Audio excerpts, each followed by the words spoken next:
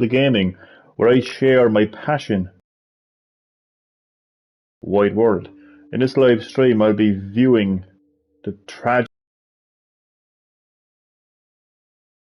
So sit back, relax, but as always, and more importantly, enjoy the live stream.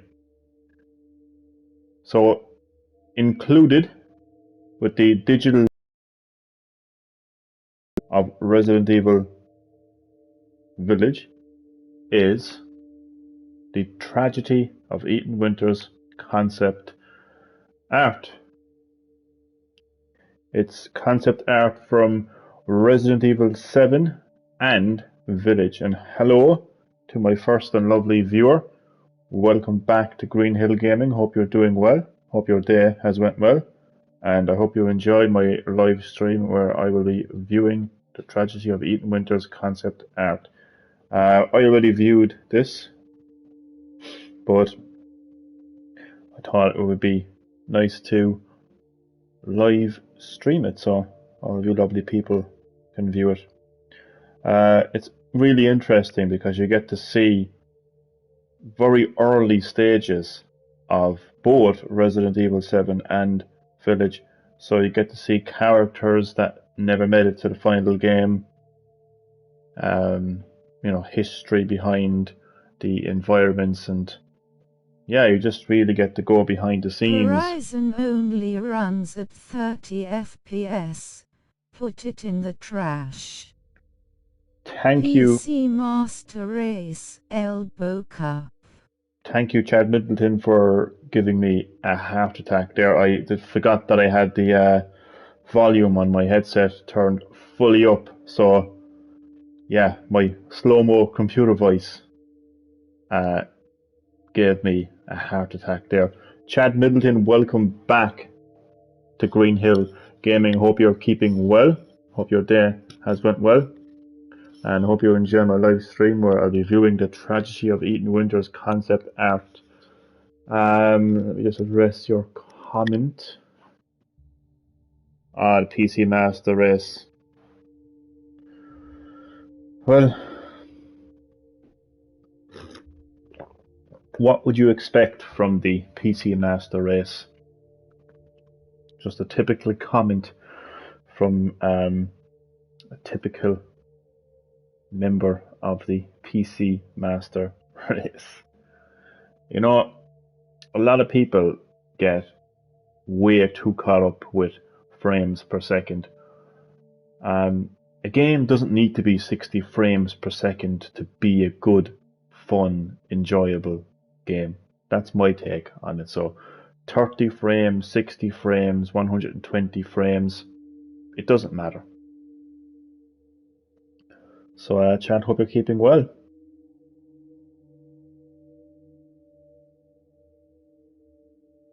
So yeah, as I was saying, this concept art is really really interesting. You get to go behind the scenes and you get to see what these games looked like, what the characters looked like, what the settings looked like, even to an extent what the story would have been during the very early stages of development for both Resident Evil 7 and Village.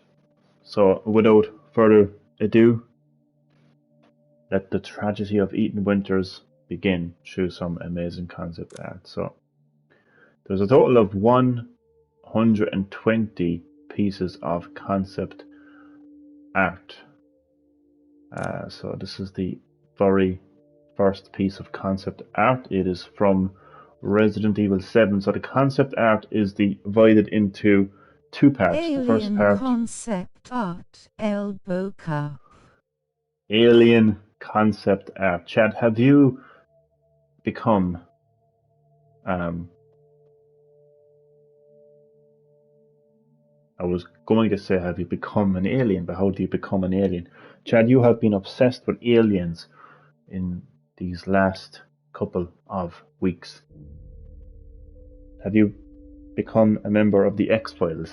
Has Fox Mulder trained you to be the next you know, member of the X-Files. So,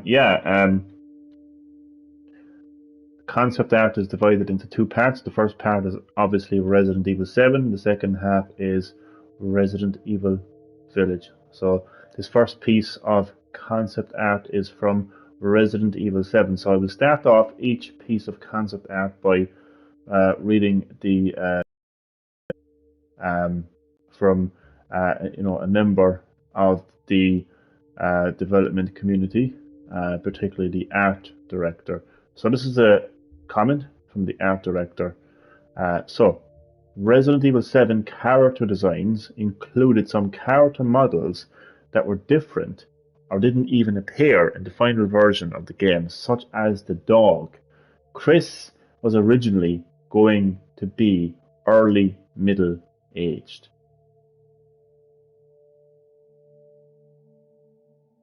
That is a very interesting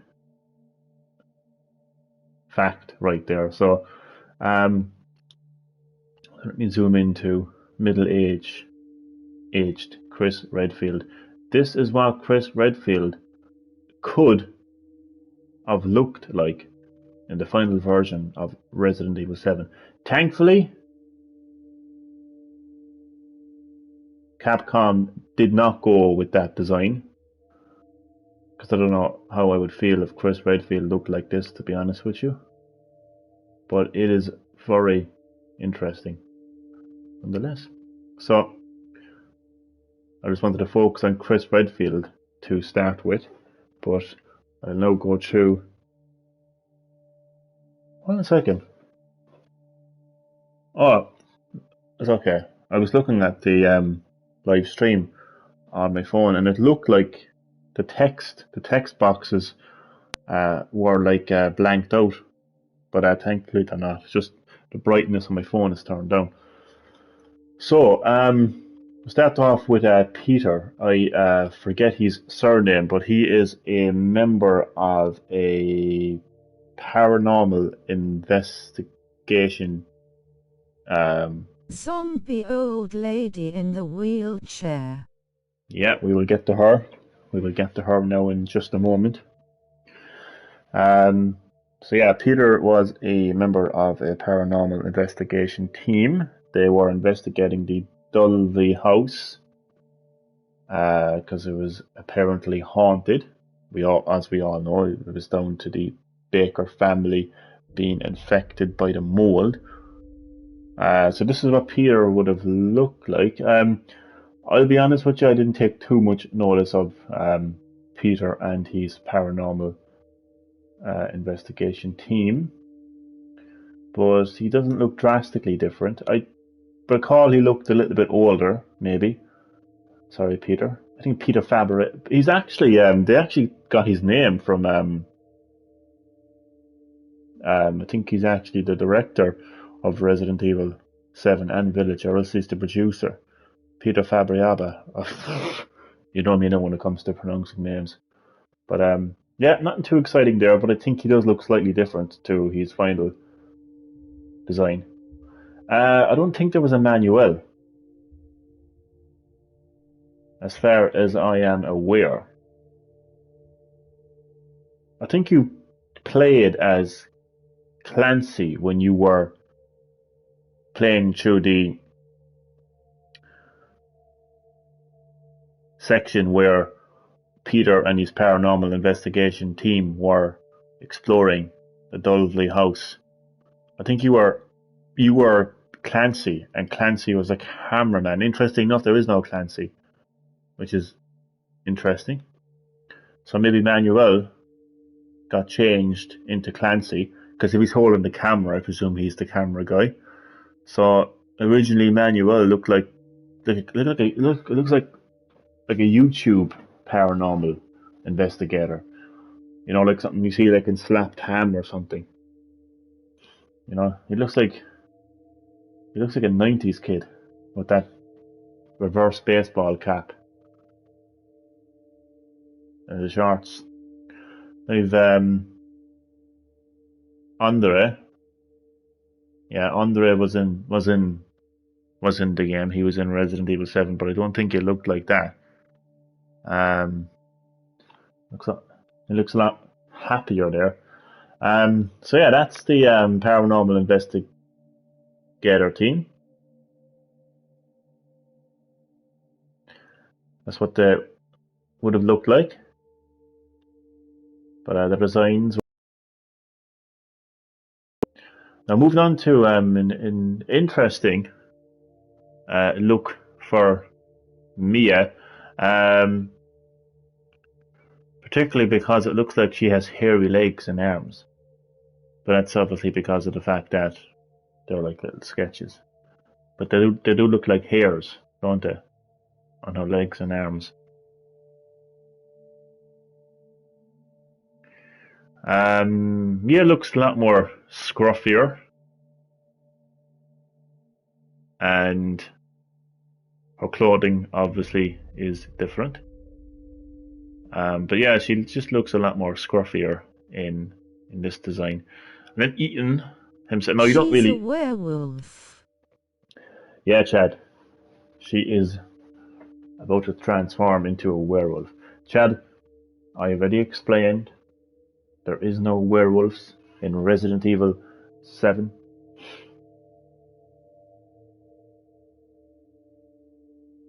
I used the science of Resident Evil to explain why the enemies in Resident Evil 7 appear to look like werewolves.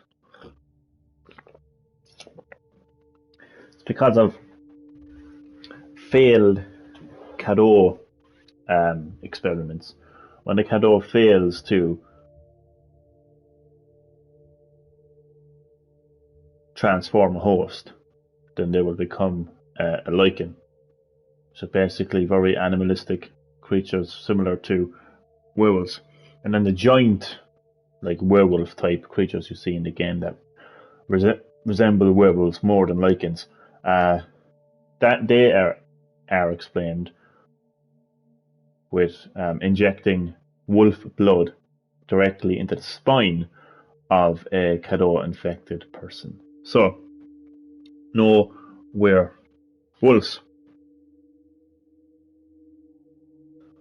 So, Ethan, you don't really see Ethan in Resident Evil 7, so they could make Ethan looking like a clown. Or good thing Capcom went with Tom Holland's look, elbow cup.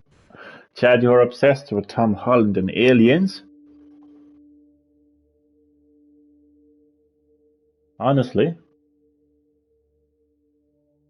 So yeah, they could make Ethan look like anything, and it just wouldn't really make much of a difference, really. Because Resident Evil 7 and Village are both first-person games. You experience those games through the first person, so yeah, that's Ethan, nonetheless. Now, this character here, this next character, Alan Douglas, if I'm not mistaken, and I could be, I think Alan Douglas is actually Mia Winter's partner. They both work for the Connections, the crime syndicate that specialise in developing biological weapons, who developed the Evelyn bioweapon.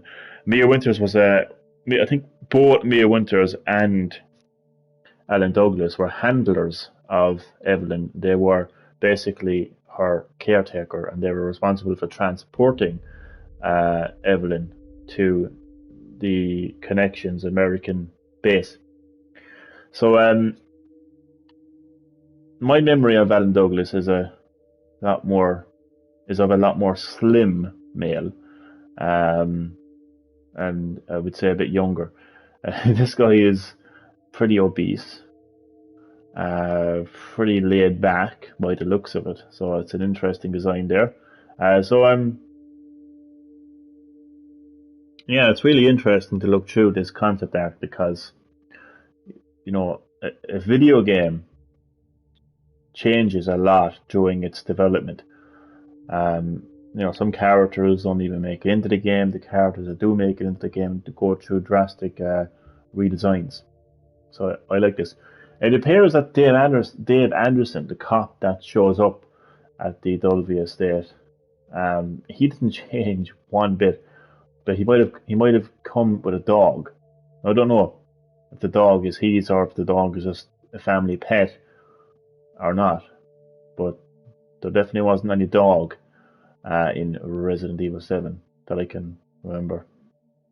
So we move on then to the actual infamous Baker family themselves. So pity that I can't pan over like directly to Jack Baker. I can only zoom in this far. I can't actually move the camera any further. But what I can do is I can get rid of the text. If I press the right button, that is. Yeah. So Jack Baker looks a lot more I don't know, rugged. I mean, Jack Baker looks rugged anyway, but this early design here, it makes him look a lot more rugged. And he's holding what I would presume to be a bottle of beer. So I think Capcom were originally trying to go with a real kind of like, like Southern American, type kind of like design for him, like, like he's just like, yeah, just like rugged and likes his booze. Kind of a guy. The kind of a guy that would, get in a bar fight is the impression I get from looking at this Jack Baker design. So then we have, what's interesting is I presume this is Jack Baker, Margaret Baker, Lucas Baker, Zoe Baker, and what would have been Evelyn. That's my take on those characters. But they obviously have different names and even, completely different designs. So Meg, apparently, was the original name for Margaret Baker. I would say looking a lot less like scarier and intimidating than her final design. Not much to be said there, but she definitely looks different to her final design. Then we have Kevin, who again I would presume was the original name for Lucas Baker. By the way, Jack and Meg, who would eventually be renamed Margaret Baker, are husband and wife. And then Kevin, who would eventually become Lucas Baker, is their son. So this is what Lucas Baker looks. I don't know if it's just the how these drawings look, but I don't know. He looks a lot older in this design. That would be the only difference, apart from his name. He just looks a lot more older. Jack. 100%. That is one way to describe the early design for Jack Baker, Alcoholic Jack. So yeah, that is Kevin Baker, who would eventually be renamed Lucas Baker. Interesting. Then we have a character called Annabelle, which I can only presume again would be renamed as Zoe Baker, who would become one of the most pivotal characters in Resident Evil 7. And then we have this character here, as you put it, Chad, the old zombie lady in the wheelchair, who's called Margaretis, which is interesting because they obviously then used that name to rename Meg. But instead of calling it Margaretis, she was just called Margaret. But what's interesting is that old lady on the wheelchair is actually Evelyn, the biological weapon. She wasn't maintained, so she aged rapidly, which is one of the defects of the E001 series, the Evelyn biological weapon. She aged dramatically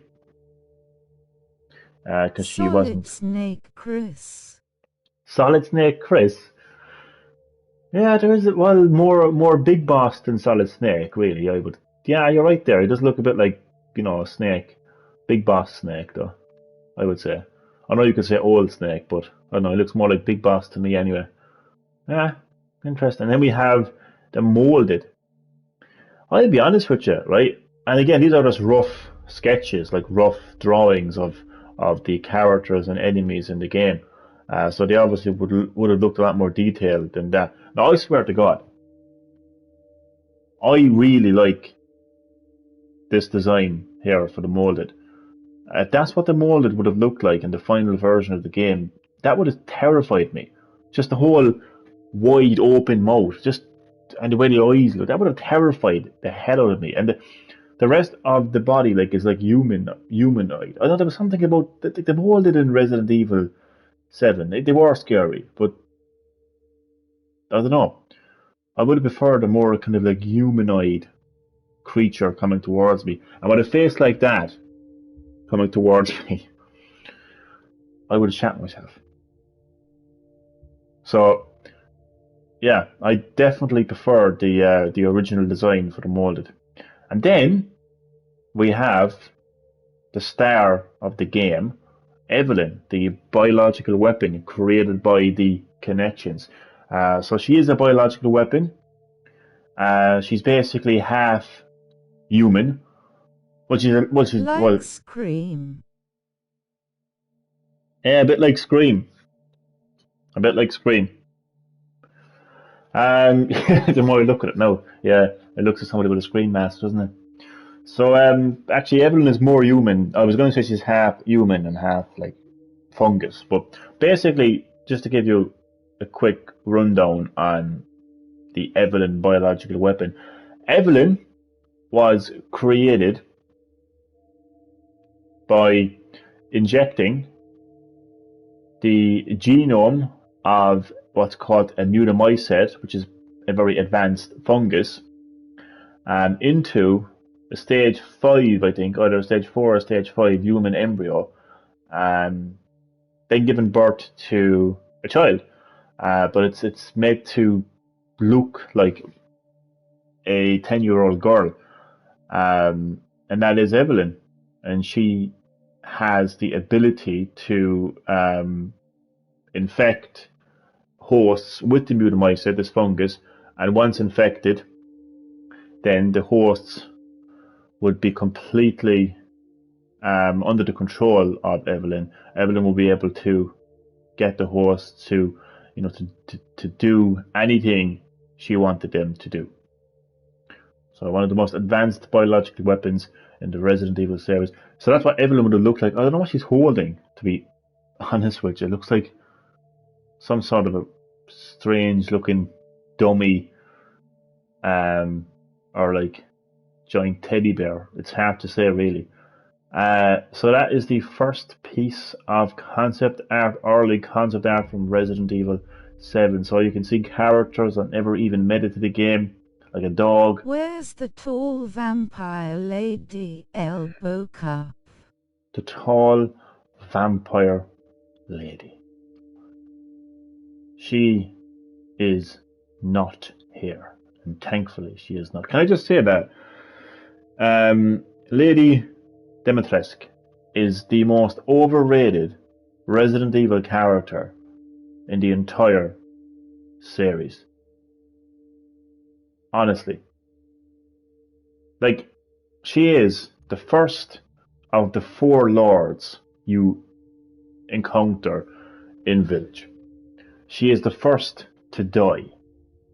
She follows you for like 20 minutes of the game, and in no time she is killed. And then you move on to the 3 remaining lords, and then you face the final boss and the main villain. Lady Dimitrescu is not the main villain, and she is not the final boss. And as far as pursuing you throughout the game, she has nothing on Nemesis, Mr. X, and I would even say like Tyrant, to be honest with you. Well, maybe not Tyrant, but definitely when it comes to Nemesis and Mr. X, and even Jack Baker as well in Resident Evil 7. Like, she doesn't follow you throughout the whole game. She only follows you in one section of the game, the castle. The only people that are obsessed with Lady Dimitrescu are a bunch of sad, lonely, pathetic TikTok simps who have absolutely no knowledge of the Resident Evil lore. And she's not a vampire. The reason she needs to consume human flesh, which is obviously blood, because you can't have human flesh without blood, is because due to the fact that she has a rare blood disease, when infected with the Cador parasite, she needs to consume human flesh to control her transformation. Otherwise, she will transform into what you see in the game when she becomes the final boss. So yeah, Lady Dimitrescu is an overrated queen of simps. Now, so that is the first page of concept art. Moving on to the second page. I'm sure this is the second page. Yes. So here we That's have great news about Horizon on PC. PC masturbate Elboka. Oh, stop, Damien. The PC Master Race never fail to amuse us. You know, if we're ever having a bad day and we need a good laugh, all we have to do is look at comments from the PC Master Race. Oh, Elboka. good old PC Master Race. And Damien, buddy, welcome back to Green Hill Gaming. How are you doing? Hope your day has went well. Hope you're enjoying your time off from college as well.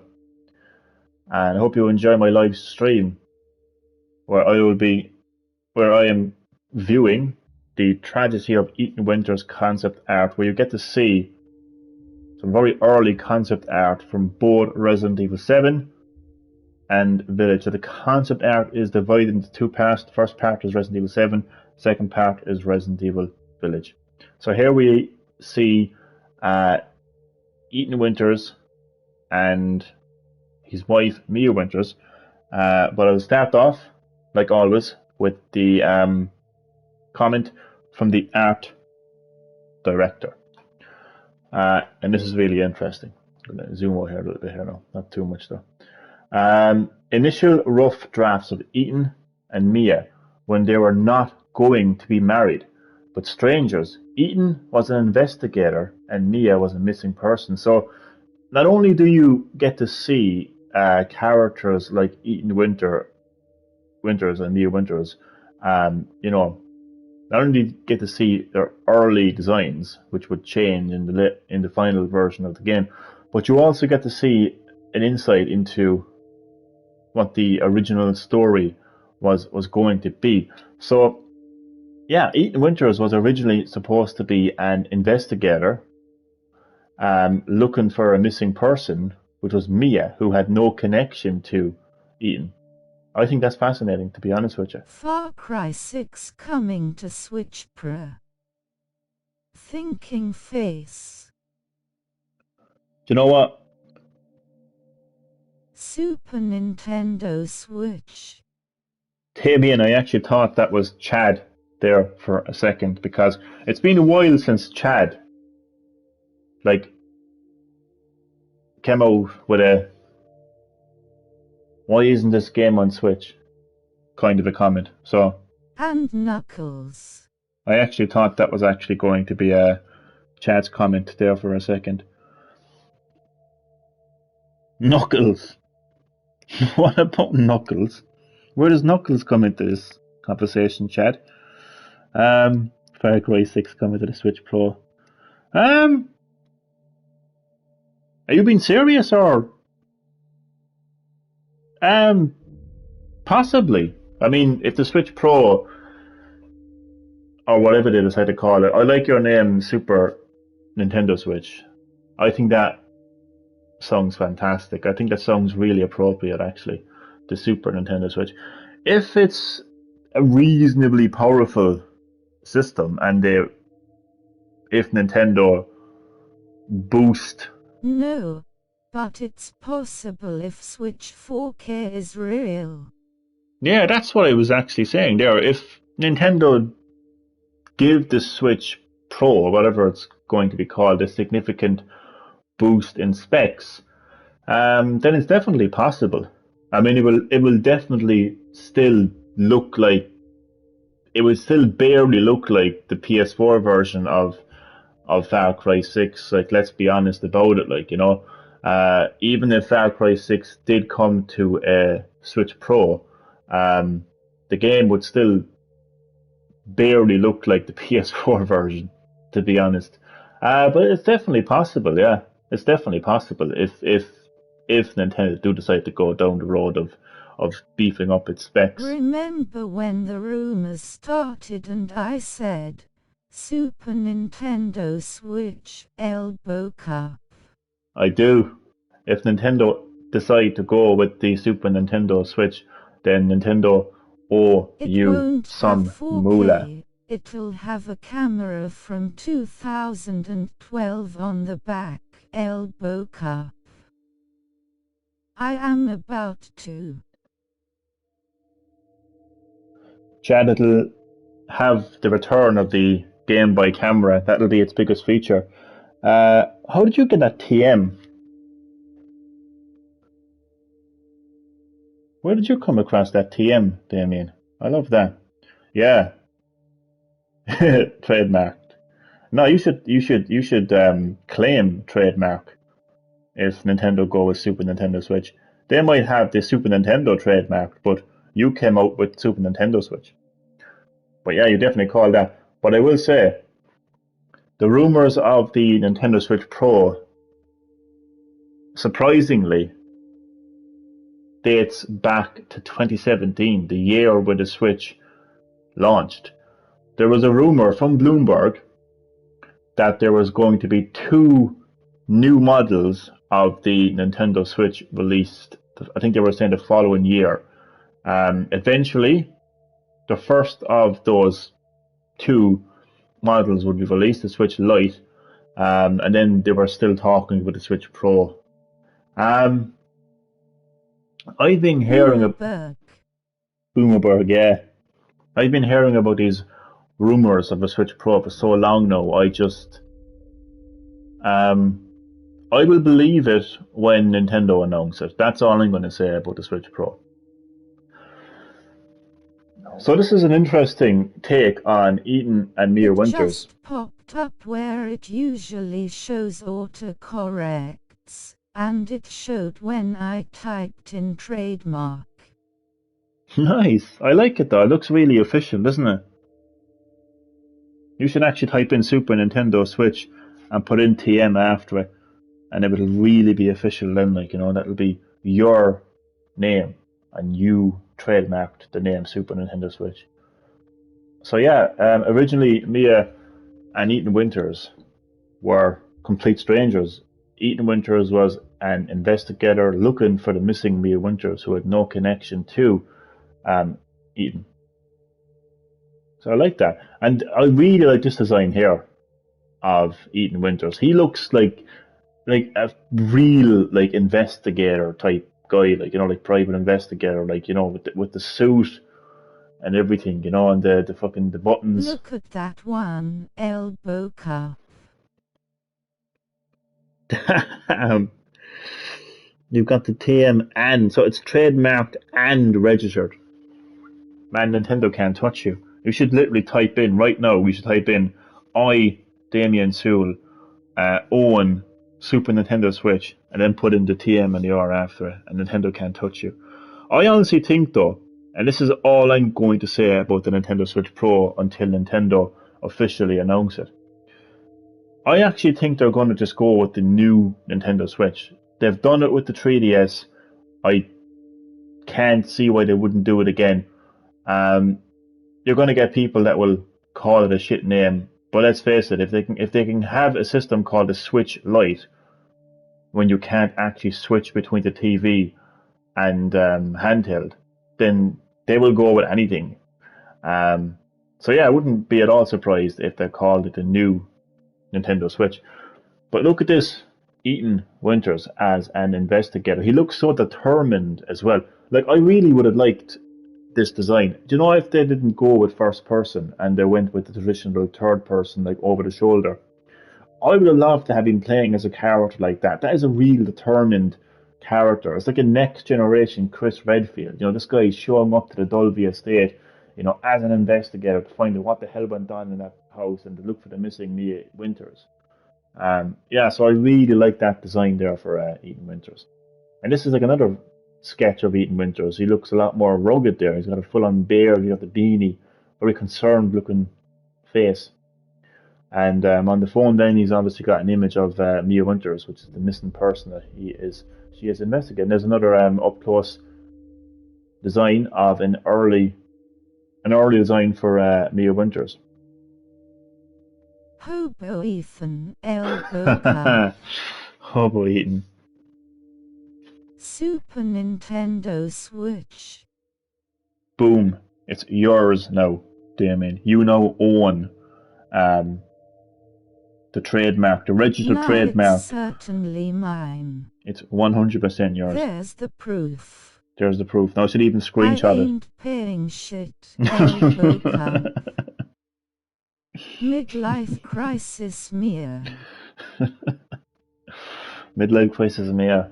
Oh man. Midlife crisis Johnny, to be honest with you. That made me laugh there, man, honestly. Damien. Oh god. There's the proof now and all, like. Nintendo can't touch it. It's your system now.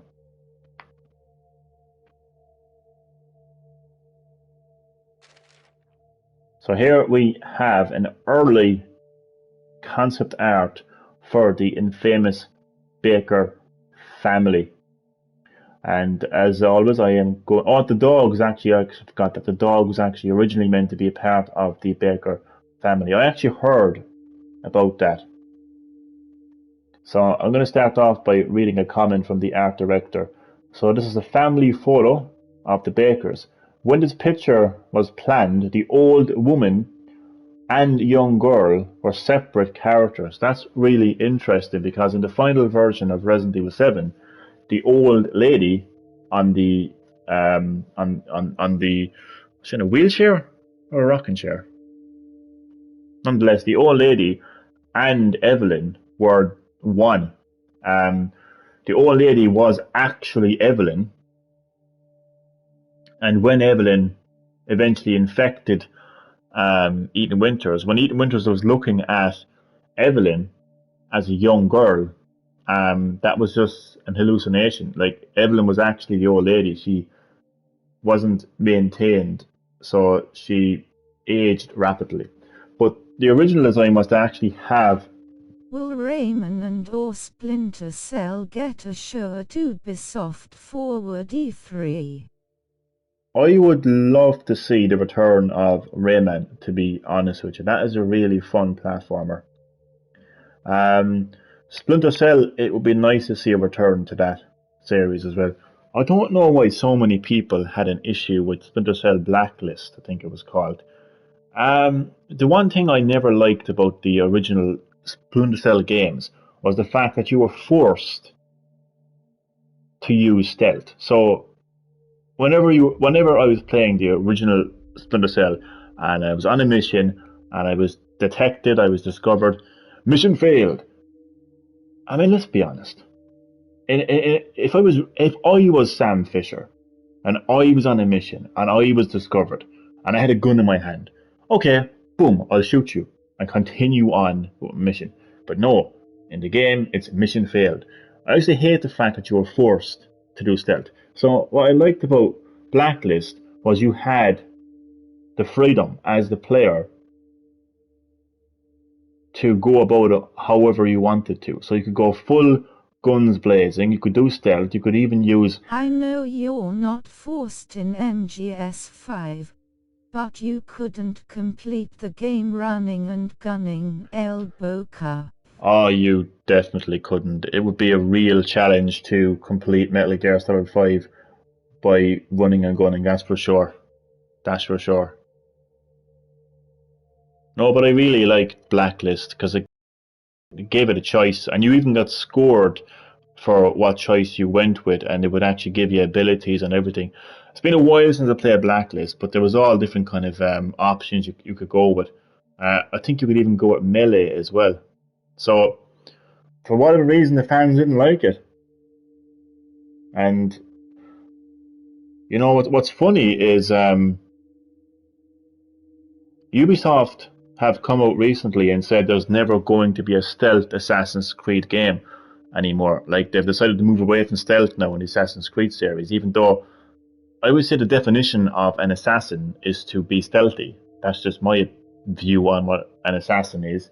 So it's kind of strange how they're, the fan base of Assassin's Creed is okay to move away from stealth. Blacklist didn't necessarily get a bad review. I think just the die-hard fans didn't like it. You're right there, I mean, the die-hard fans shat all over Blacklist because it wasn't like the original Splinter Cell games. But it's funny though, I know they're two completely different game series and they have Free-to-play Ubisoft, Baek. the future of A Ubisoft. bit like everyone loves RE4, 5 and some like 6.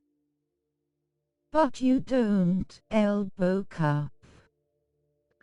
Yeah, it's that's a very good point actually, Damien. Yeah, I mean I never liked Splinter Cell to be honest with you. I was more of a Metal Gear Solid fan myself. But that's a good point there, and you're right. Uh, Splinter Cell is known for its stealth. It's what made the series what it is. Um, so obviously the die-hard fans would have an issue with the more modern Splinter Cell games because of the fact they moved away from stealth. And it's very similar to how Resident Evil is known for survival horror, and how I didn't take too kindly to not so much 4, but 5 and 6 being heavily action orientated. So yeah, it's exactly like that. To be honest with you, Damon, it's exactly like that. But what I can't understand is, and I know they're two completely different series and they have two completely different fan bases, but how is it that the Assassin's Creed fan Just base? messing, man, not calling you out, rolling on the floor laughing. Ah, don't worry, you're not calling me out. I know that. But no, it's actually a good point, and you're actually spot on, and I actually agree with you. Um, it's it's literally it's the exact same thing because I didn't grow up playing Splinter Cell. Like I didn't play every game in the series, and I would actually say I'm Would you far think RE9 will be action? no, not with the huge success of both Seven and Village. Seven, it took a bit of time for Seven to really break sales records, but eventually Seven sold extremely well. And Seven, went back to the series survival horror roots, and Village, expanded upon the revival of the survival horror. And Village has become the fastest selling Resident Evil game in the series. So I personally don't see Capcom moving away from the survival horror aspect of Resident Evil anytime soon. But that's just my view on it. Um, but yeah, Splinter Cell, I wouldn't say that I'm a fan of the series. So I played Black. I actually think Blacklist is the only Splinter Cell game that I actually bought. Um, and I liked that you could kind of go about it in any way you wanted to. But obviously, the die-hard fans, they want their stealth. And it's very similar to how I would be a Resident Evil die-hard fan, and all I want is my survival horror. So I didn't take too kindly to the action of 5 and 6. But it's I think it's interesting, though, to get back to Assassin's Creed. Ubisoft have confirmed that they're not going to make another stealth Assassin's There's Creed game. going to be something Resident Evil at E3, or PlayStation or Nintendo's summer event. Watch Boca. I would say there would be, yeah. Um, there is meant to be a reveal of Resident Evil Revelations 3 that has been rumored for quite a while now. Village actually started out as Revelations 3, but it became so big that they decided to separate the two. So they decided to continue with Revelations 3 and Village. Revelations 3 is supposed to be one of the biggest games in the Revelations, spin-off series. So it's actually supposed to be described as almost like Code Veronica. It's meant to be like a much bigger game than Revelations 1 and 2. And it is heavily rumored that it is, whatever this means, Switch focused. My take on Switch focused would be... Something is called Resident Evil Outbreak and slated for 2022/23 or something. Is it Outbreak or Outrage? So I know there's supposed to be a game called Resident Evil Outrage. I hope it isn't Outbreak, because I wasn't a fan of Outbreak, to be honest with you. I know a lot of people liked the Outbreak series, but I am not one of those people, to be honest with you. But yeah, Revelations 3. Oh, could be Outrage. I think it's Outrage. Alright. It's I think that is actually Revelations 3. I don't think Capcom are going to call it Revelations 3. That is according to reports anyway. And as I mentioned, it's supposed to be a much bigger game than Revelations 1 and Revelations 2. It's kind of going to be what Code Veronica was to the series, Outrage will be to the series as well. But it's supposed to be Switch focused. I can only presume that means that it's going to be like releasing on Switch first, and then it'll make its way to other consoles. There was no RE9 in the Capcom leak up to 2025. Jesus. No Resident Evil 9 in a Capcom leak up to 2025. Imagine we have to wait that long for Resident Evil 9. Hopefully not, anyway. Hopefully not. So, let's get back to the Baker family. So yeah, the young girl, you see here, clinging on to an early design of Margaret Baker, who was at that stage called Margaret Baker, and the old lady were actually two separate characters. So that would have been interesting to kind of see where Capcom would have taken that whole story. And also there was a dog. I wonder would a dog have been infected by the mold at some stage?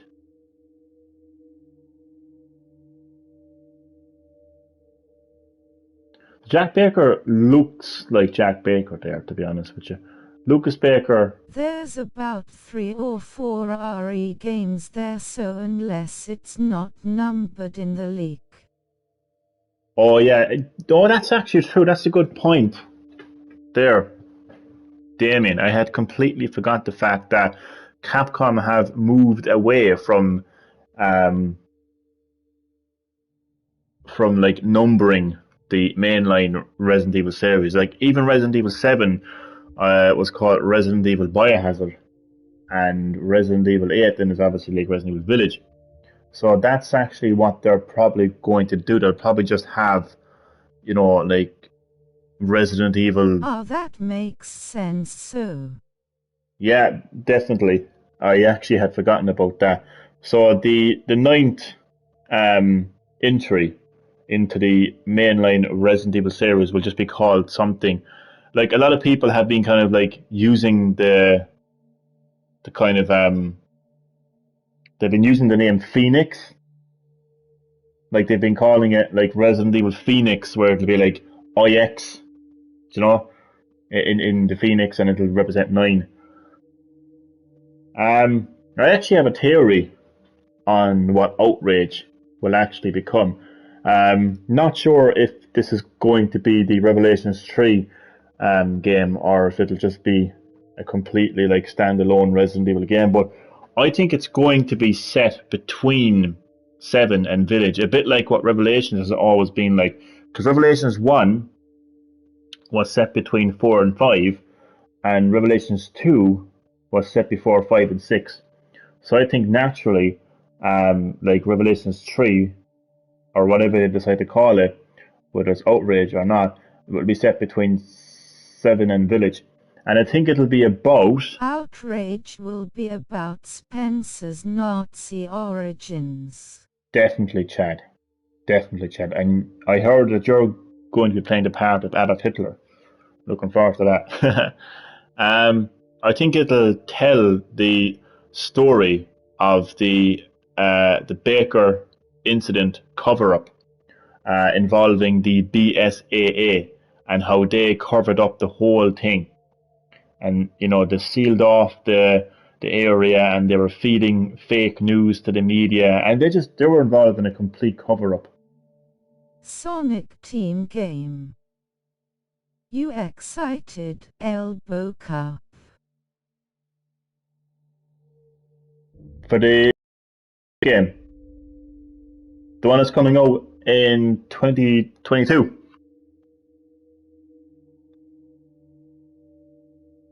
You know me, man. Sonic Huge. Gold Chains, Elbow Cup.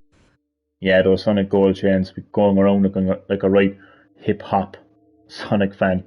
But yeah, Damien, you know me, man. I'm a massive fan of Sonic, so definitely looking forward to the new Sonic game. Apparently it's called Sonic Rangers. Mario and Sonic at the Special Olympics, Elbow Cup. Oh, God.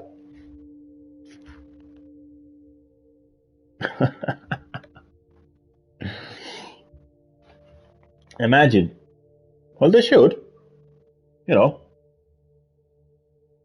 Everyone talks about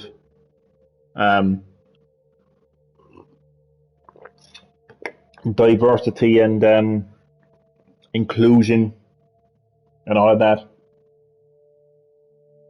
There's Sonic Colors and a Sonic Team game. According to IGN.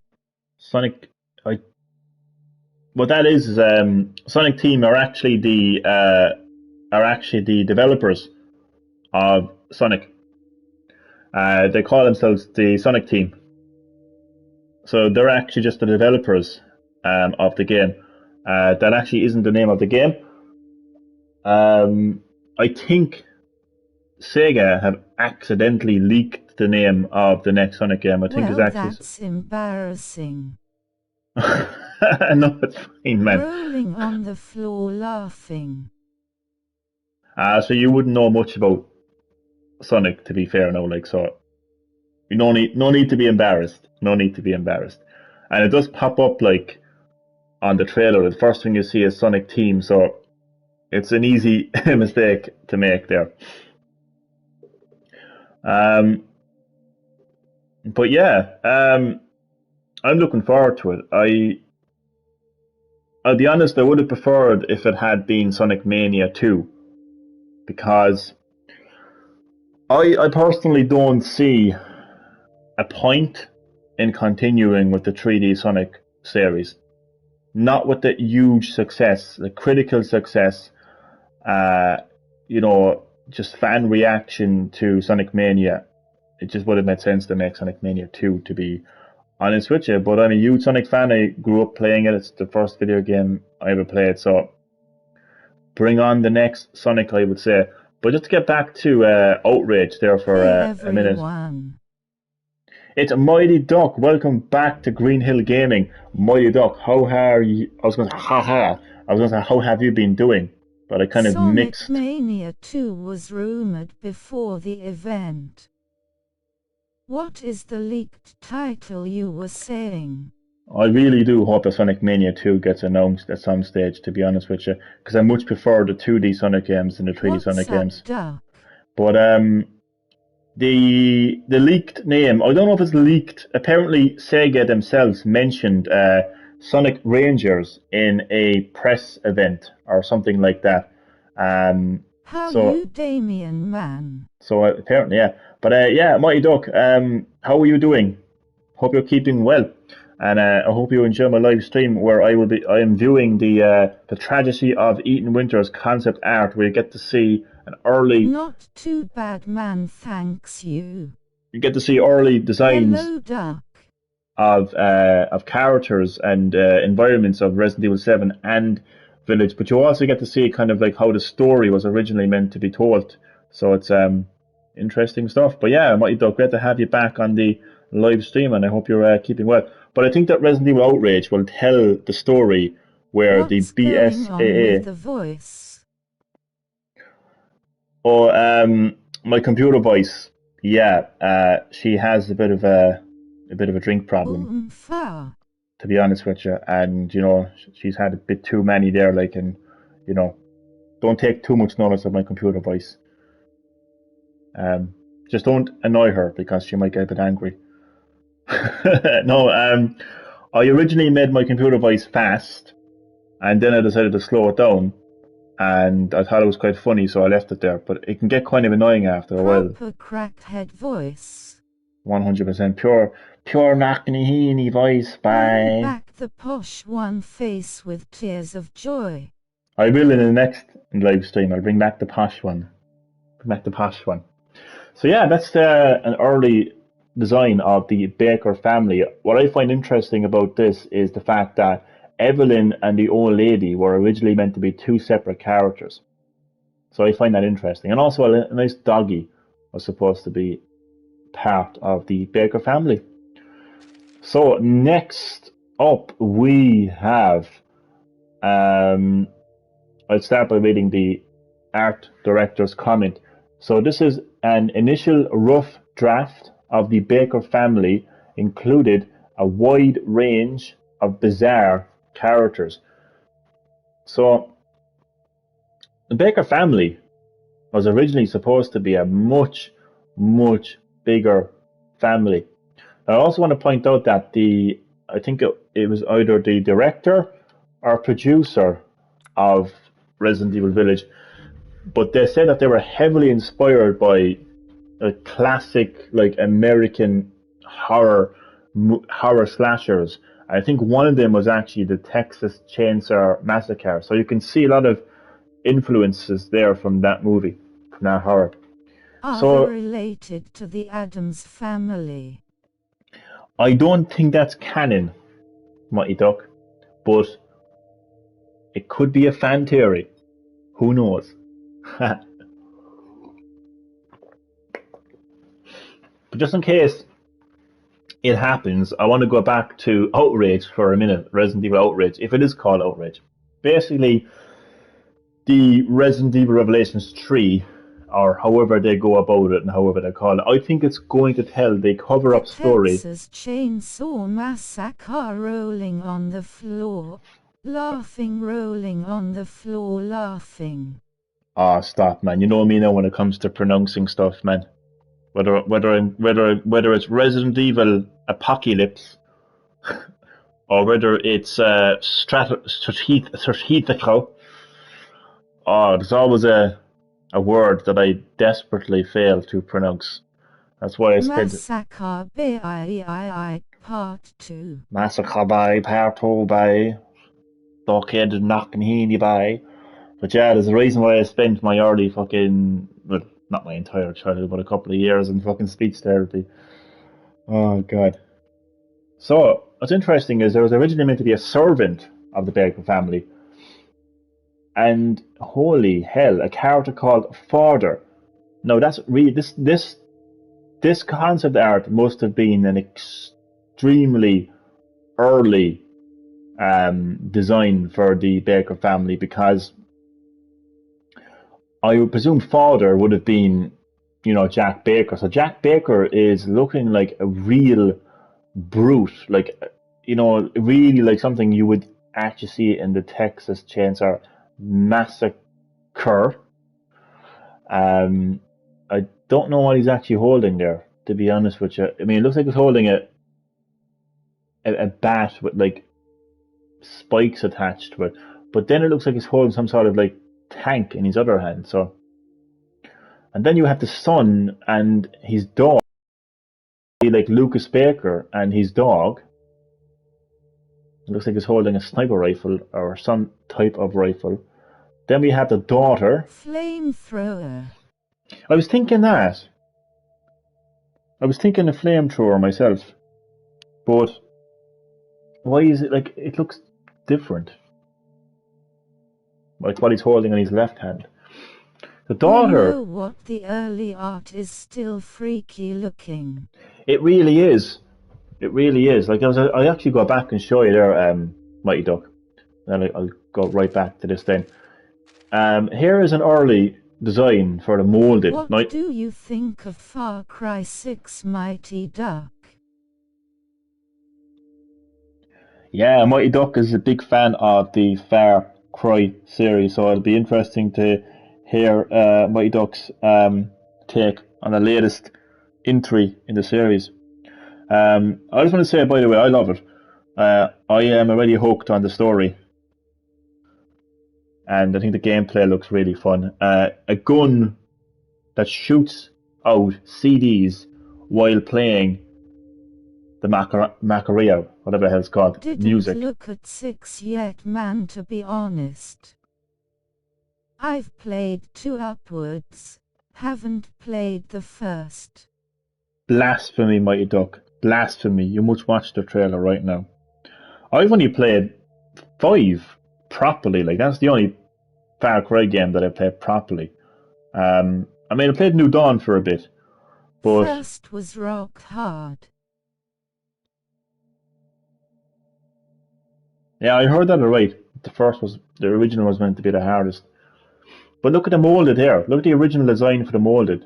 Absolutely creepy, absolutely terrifying. I would say even creepier than the final design.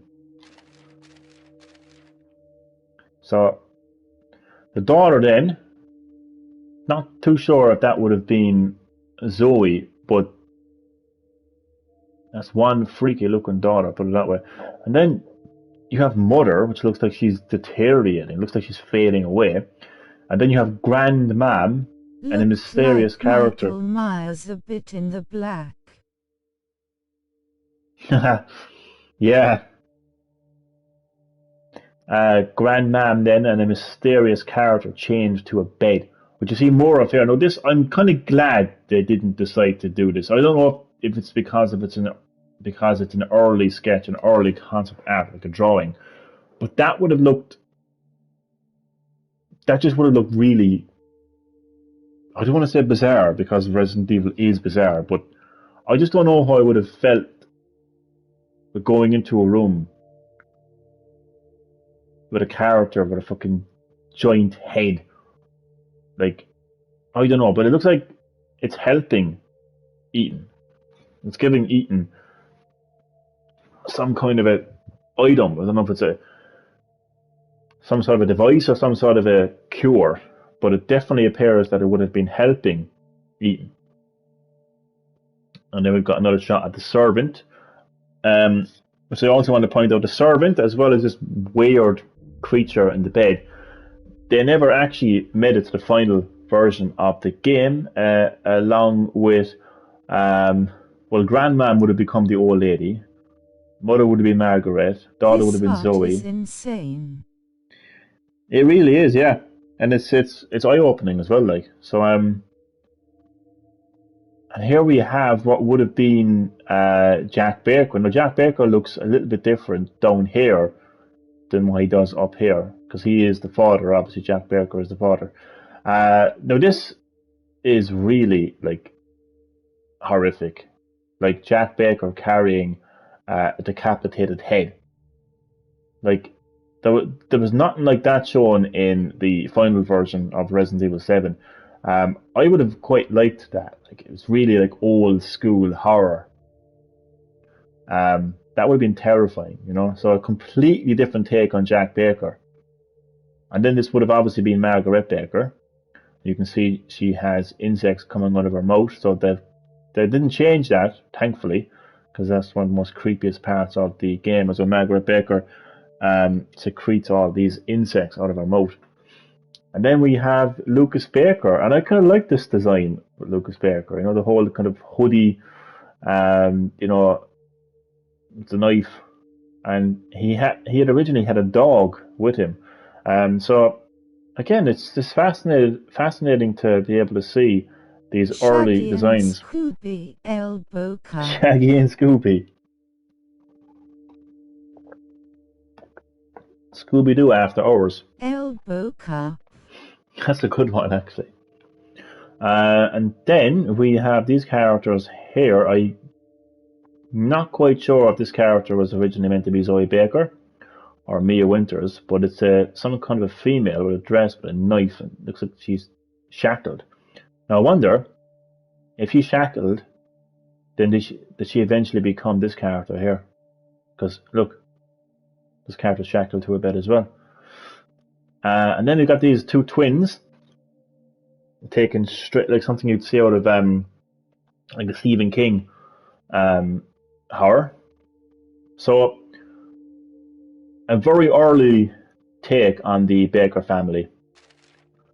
And here we have some more concept art for the Baker family. So the art director's comment here: another rough draft of the Bakers has each member associated with a particular colour. Jack was yellow, Margaret was purple, Lucas was blue, and Zoe was red. So it's pretty self-explanatory. We would have seen these designs previously, so there's no need to go into detail. Although I will say, I can't quite make out which character this is down here, but it looks like there is... You do wonder how many drafts they actually have in the office. I would say hundreds. Like, they just completely brainstorm with designs, and it just changes so much during development. I would say literally hundreds of drafts of you know, Margaret Baker, Lucas Baker, and whatever. But who this character is here, it appears to be some sort of a creature on its neck. It almost looks like I don't know, maybe it's the back of her head. I'm not too sure, but it looks like a parasite. Maybe they were going to bring in the Cadeau into the original Resident Evil 7, because the Cadeau doesn't appear until Village, which is the parasite. It's basically Mother Miranda. Probably the artist. Probably the artist. What, this guy down here? Who knows? Here we have more designs. So rough draft of Evelyn, Chris, and Dave. The young boy in the middle was originally the youngest Baker, Remy, but he was cut, and Evelyn ended up taking his place. So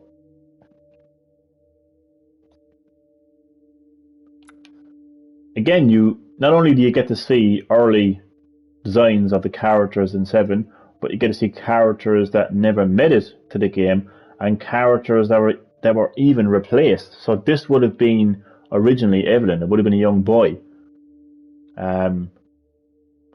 Looks really annoyed, doesn't he? And then you've got middle-aged Chris Redfield, and this cop was originally called Dave. Hello, Eden. My name is Dave.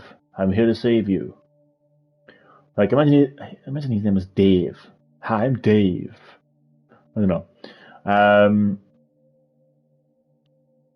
So it's strange how you have like these three characters here like eventually became one. It's kind of weird. So originally they were going to have a young boy, then it became Evelyn, and originally they had Evelyn and this old lady as separate characters. Transgender elbow cup.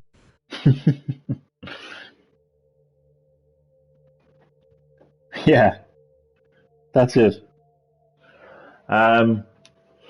But eventually it became like Evelyn was the one character. She was a biological weapon. She wasn't maintained, so her transformation went out of control and she aged rapidly, and that's why you saw the old lady in the wheelchair. Okay. So here we have some more here we have some detailed art of the game, and poor Ethan's hands. I mean, his hands get an awful doing in the games, don't they? Just an awful doing. Art director's comment: Jack's glasses were his key focal point for his character during early development. The image on the right is of his chainsaw fight. So his glasses, Jack Baker's glasses, are the most important part of his design. I find that interesting. It's a little bit like a redneck Johnny Cage. You know, like an old redneck Johnny Cage. Don't touch the glasses, bitch. Just punches you. Like, you know, that's how it started. You know, Ethan showed up in his house, stepped on his glasses, and Jack was like, "Those are $5,000 glasses, boy." Bang. Right in the kisser. That's how it all started originally. Yeah. My sources tell me. So, there's the infamous chainsaw fight. That's one hell of a chainsaw. And so the left shows early design for a mutated Jack, where he looked more like himself.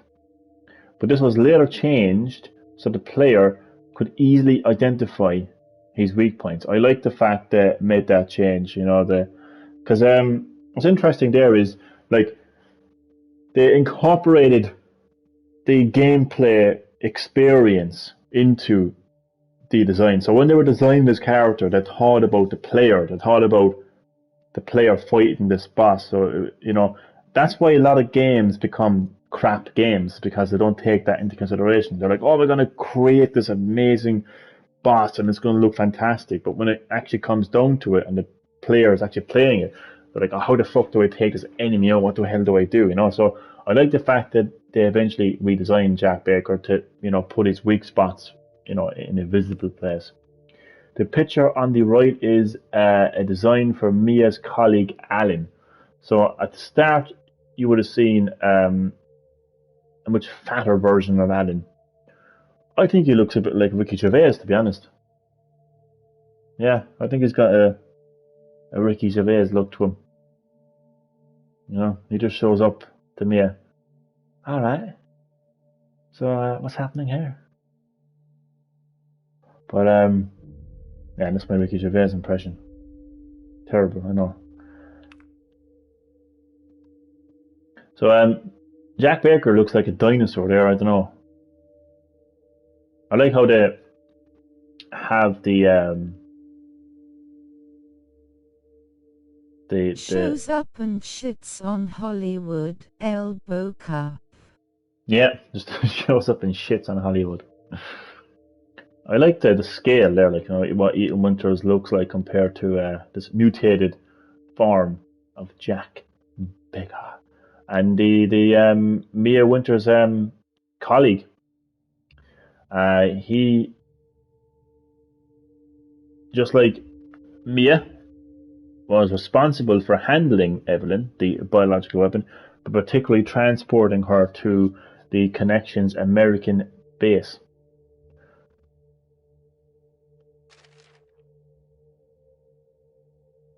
So one idea for Margaret's mutated form: we originally thought up a design similar to early Resident Evil games, with lots of body parts coming out of her.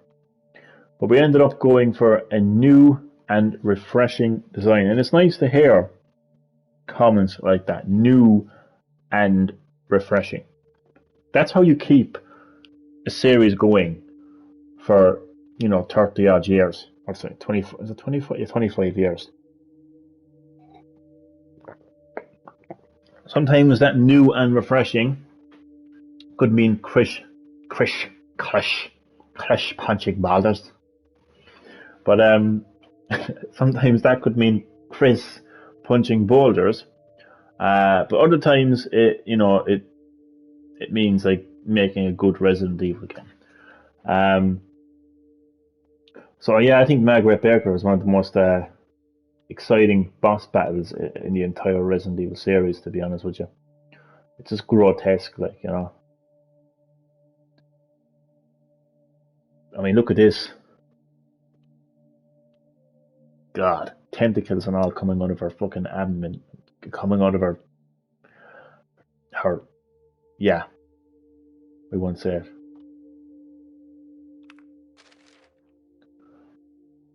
So this is the design for Evelyn's final form. Like Enlarged. the Thing. Yeah, similar to the Thing. Still doesn't beat the tits monster in House of the Dead face with tears of joy. That's true. That's true. Designed for Evelyn's final form, enlarged by mold. When we were designing her, we had to show each department how every part of her fit together, with the head in the center. God, that reminds me of like Medusa or some shit.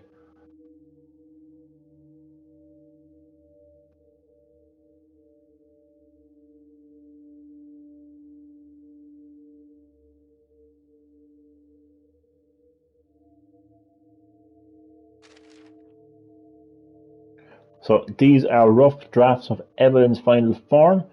Her old woman form transforms into a giant monster that absorbed her body. So she was eventually 100% consumed by the Mutamycete mold.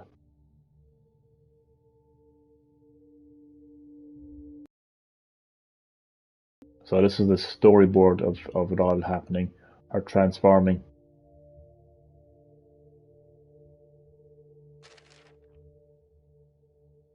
Did you enjoy Resident Evil Village?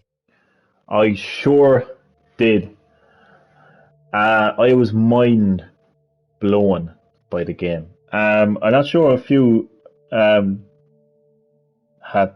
seen cutscenes of it or the ending, so I don't want to spoil the game for you if you haven't already seen the story, but it just had twists, turns, and revelations that just blew my little mind, to be honest with you. Um, yeah, Resident Evil Village, my duck, is actually I know that fans of a series tend to say that the latest game in the series is their favorite, and I Johnny know it's a was bit cheesy. praising the tall vampire lady Boca. No, I was not. No man haven't got it yet, never got around to it. But defo on my hit list. Or put it on the top of your list and make Lady Demetress the top of your hit list. I won't spoil nothing for you, but it's one hell of an experience. I feel it has the best story of the entire Resident Evil series, and I feel like it's my favorite Resident Evil game that I've played, and that's saying something. So the main antagonists were the Baker family. So the designs of the general monsters, the molded, were some of the hardest ones. They needed to stand out without taking attention away from the Bakers. The Bakers looked realistically human thanks to a technique using scanned photographs. So he wanted the molded to not outshine them. You know what's interesting is Resident Evil Village came out in 2017, so generally modern technology. And you Capcom are like, we used photographs. We scanned photographs into the game and make the characters look realistic. And like,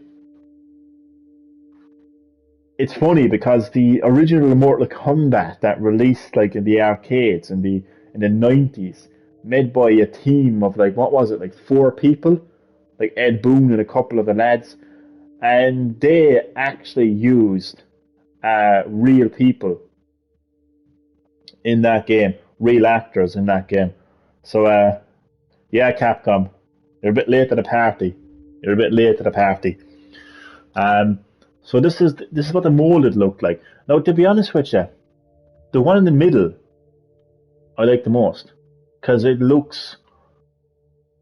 I think it looks more scarier than what the final version was. Like this is it's the third one here. I don't know. I don't know. I just prefer this design here and the very early design The where Fiend lol. the Fiend. I know, yeah. Designed for the four-legged molded. The name molded comes from mold and transformed. We wanted the enemy names in Resident Evil 7 to be ones that the Baker's family might have come up with themselves. So it's a bit like how the Raccoon City Police Department named the liquor when they were under attack in the police department. And in fact, they actually do look a little bit like the liquor, actually, minus the tongue, like, and well, not exactly like the liquor, but similar, similar. I mean, even the head there now. I mean, all this image here, the top image here, all you need there is a tongue, and that looks like the liquor, you know. So it kind of has me wondering, like, what they're originally going to like have some sort of liquor type creature in the game, but then realized, you know, that they kind of couldn't because that would be connected to Umbrella and their biological weapons.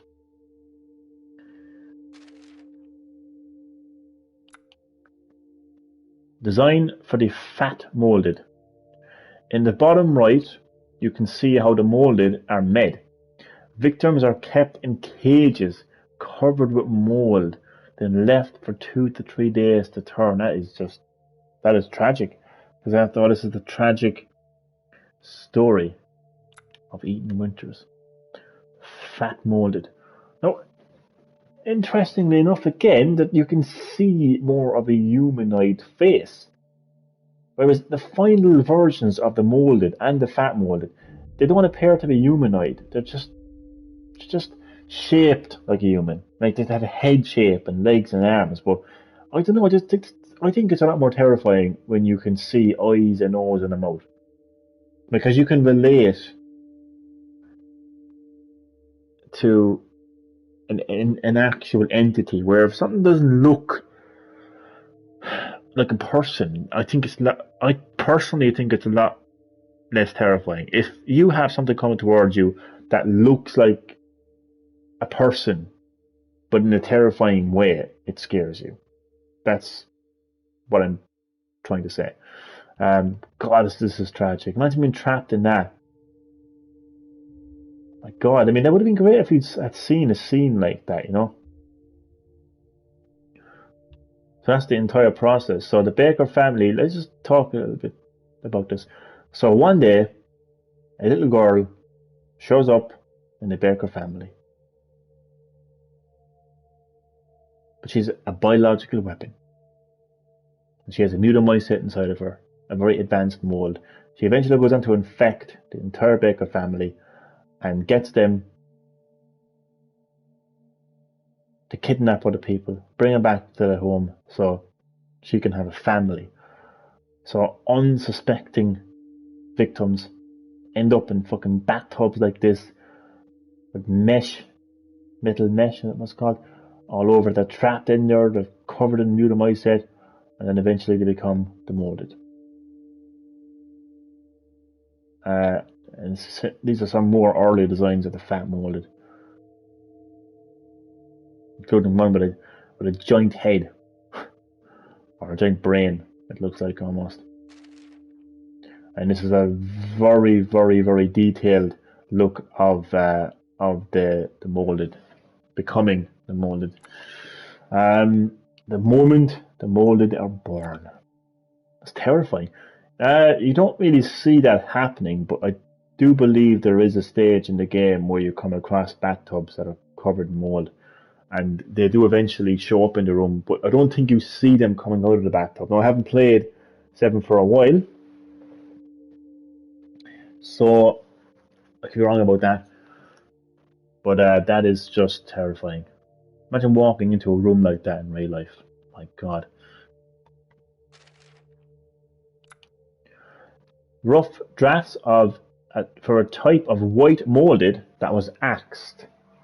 Uh, that was going to be a female rarity that had tentacles resembling hair. Underneath the hair was a moat-like appendage that extends Next out and stream attacks. Johnny plays Raise 7 looking for baths with spikes. Imagine that's something I would do, right? Just to kind of like, I'd be like, I knew I was right. There were also early development plans to have an antibody gun that would have been effective against the molded.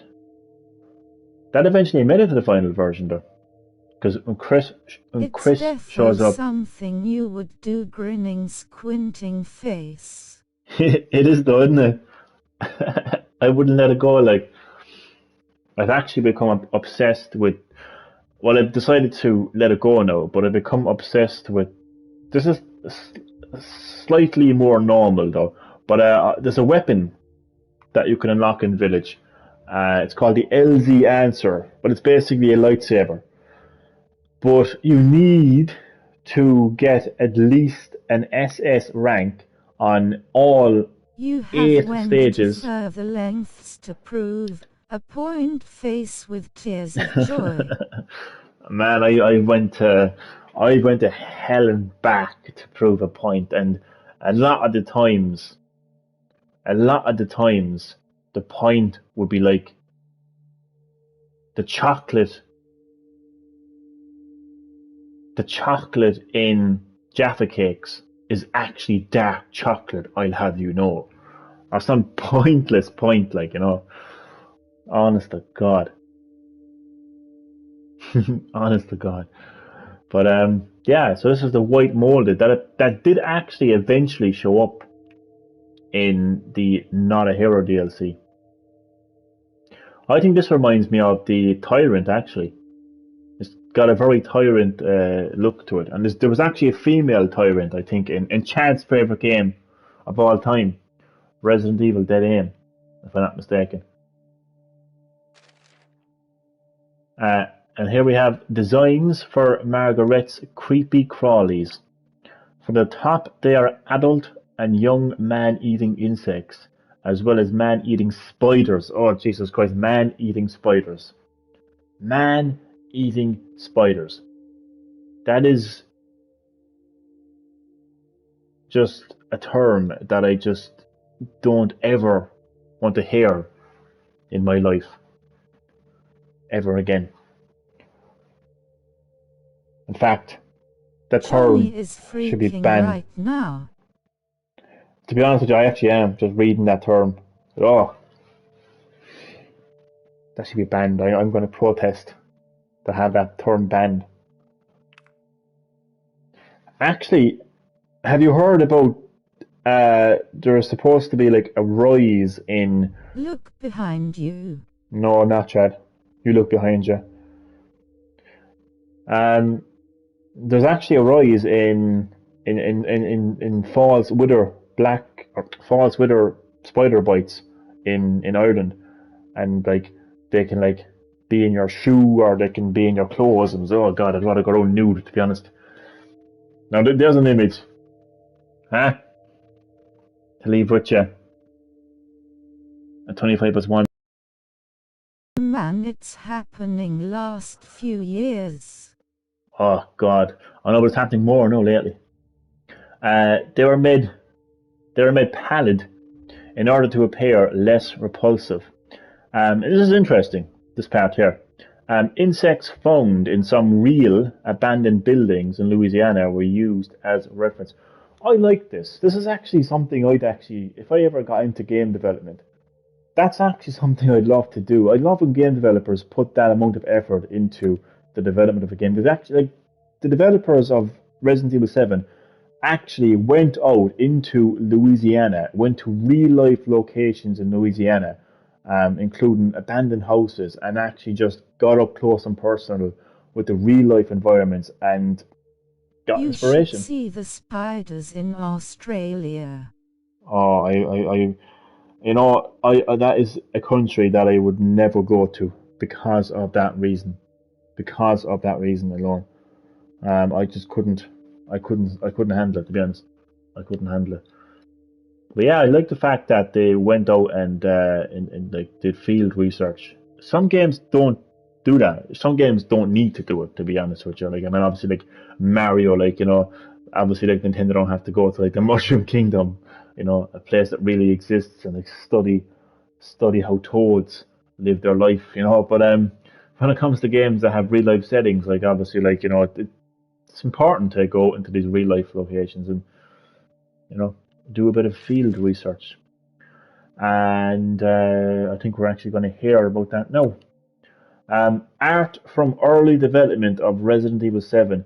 This was the moment we decided the setting, and from there the whole game was based in the American South. So that's interesting. So this is the image. Now, somebody obviously drew this image, and somebody at Capcom were like, "Yeah, we're going to base the game in Southern America." There's something about this piece of art. I don't know. It's like it literally is time itself paused. There's something about the birds in this image. Just the way everything just feels so frozen. I never looked at an image before and just felt like that. Like somebody just literally just pressed pause. I don't know. That's the impression I get. I suppose it's because like birds are moving objects, and I can't quite explain what I'm actually trying to say, but it's like time itself has been paused in this image. I like it. The main dining room inside the house. There weren't plans for a main house. At a standstill. A moment at a standstill, exactly. Exactly, that's it. That's it. There weren't plans for a main house and guest house at this point. So they didn't actually have plans for a main house or a guest house. What are they eating here?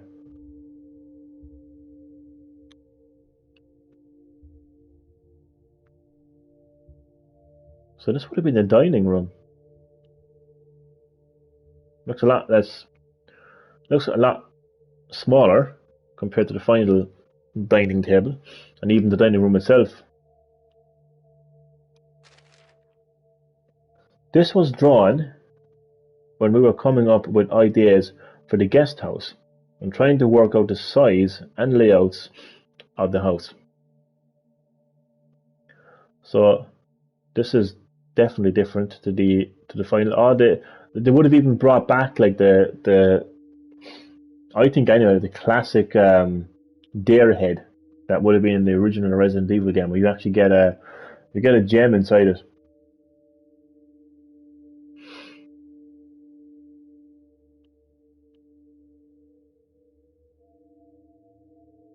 I like this like top down view here. Whoa, this is a bit like the dare head here.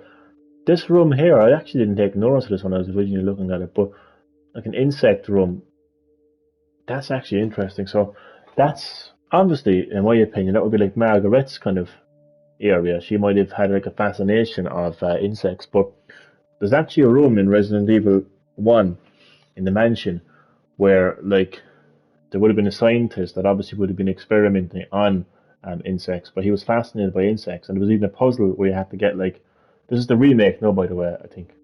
I don't know if it's in the original version, I can't remember. But there was a puzzle where you had to get like pieces of the it was a bee, I think. Yeah, it was a bee and a butterfly, I think, and you had to like solve this puzzle. But this room here reminds me of that room, yeah. An underground area where the family kept a terrifying monster that needed a large feeding hatch. Why didn't they include this like this? I know they have to make cuts, like game developers do have to make cuts, like, but that would have been interesting to see like what kind of monster they had down here.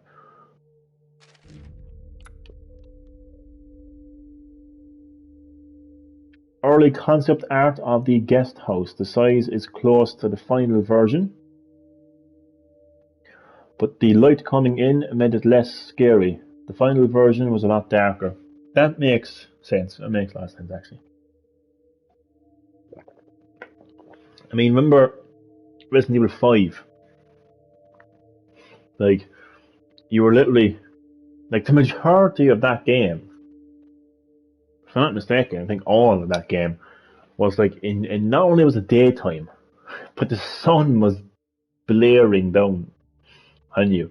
So it just didn't feel like a horror game, you know? Like, the last thing you want to see in a horror game is the sun shining. You man correct it was. Yeah, it's insane to think of that now, to see like where the Resident Evil series is now. You know, like it went back to its like survival horror aspects. Now, to be honest with you, there's actually areas in the village where it's bright as well. So but definitely I fail to recall any areas where the sun is shining in village. Concept art for the guest house living room. This became the room where the VCR was found in the release version of the game.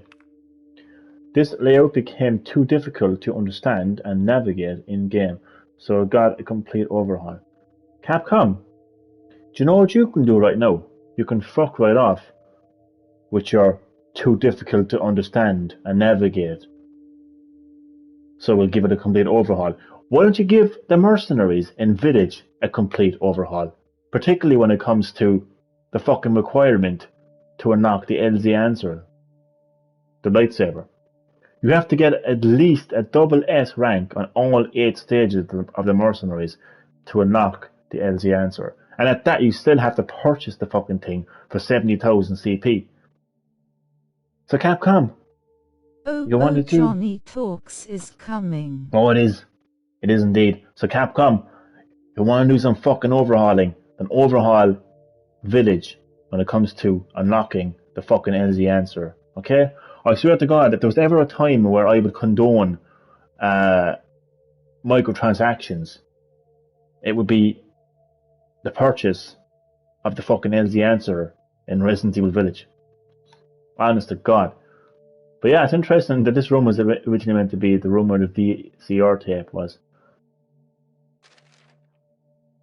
Concept art for the second floor of the guest house. This was changed to the third floor with a hidden staircase added. Oh, look at the cobwebs. Capcom too busy overhauling that live-action movie Elbow Car. I know, yeah. And as I mentioned before in another live stream, where you mentioned the fact that the Resident Evil reboot movie is getting reshots, that's not a good sign. When you have to reshoot, it's not a good sign. Somebody, right, on the production team said, I'm not happy with that shot. Reshoot it. That's not good. That's not good, I'm telling you. I am calling it, yeah. When Resident Evil Reboot releases, right, the fans, they're actually going to have no choice but to respect the direction that Paul Anderson went with his Resident Evil movies. And they're going to understand, like, they're going to understand why he... Umbrella not even in the city, Elbow Car. It's crazy when you think about it, like, it really is. I mean, the only thing that's going to excite these fans is when they see the RPD building and the mansion, and when they hear names like Enrico. Oh my God, it's Enrico, a character we only see for 2 seconds in the game, but it's Enrico. Yay! I mean, honest to God, like, I mean, there's more to Resident Evil than a fucking police department, a mansion, and a fucking guy called Enrico. Like, it's amazing how... Face with tears of joy. You know, it's amazing how fucking gullible and how easy to please these so-called fans of the Resident Evil series are. They clearly have no fucking knowledge of the lore. They have no knowledge of the lore. I mean, like, there's so much to Resident Evil than fucking zombies and Umbrella.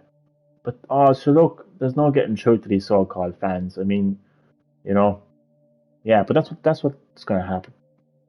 It'll be a letdown, and the fans will have no choice but to respect Paul Anderson. Uh, you know, it's a bit like the Mortal Kombat reboot. It was so hyped. I remember at one stage, the director, producer, whoever he was, he came out and he said that Mortal Kombat reboot is going to have the best I fighting told scenes. you years ago you needed to pitch your ideas. Yeah, man. If I ever had the opportunity to pitch my ideas, I would. I really would. I would. I have so many ideas, and it would be connected to the actual lore of Resident Evil instead of, appealing to uh, the fucking, what would you say, like, again, like there's a lot more to Resident Evil than Umbrella, zombies, and police departments and mansions. I mean, the person who founded the Umbrella Corporation or Umbrella Pharmaceuticals had zero interest in biological weapons, zero interest in biological warfare.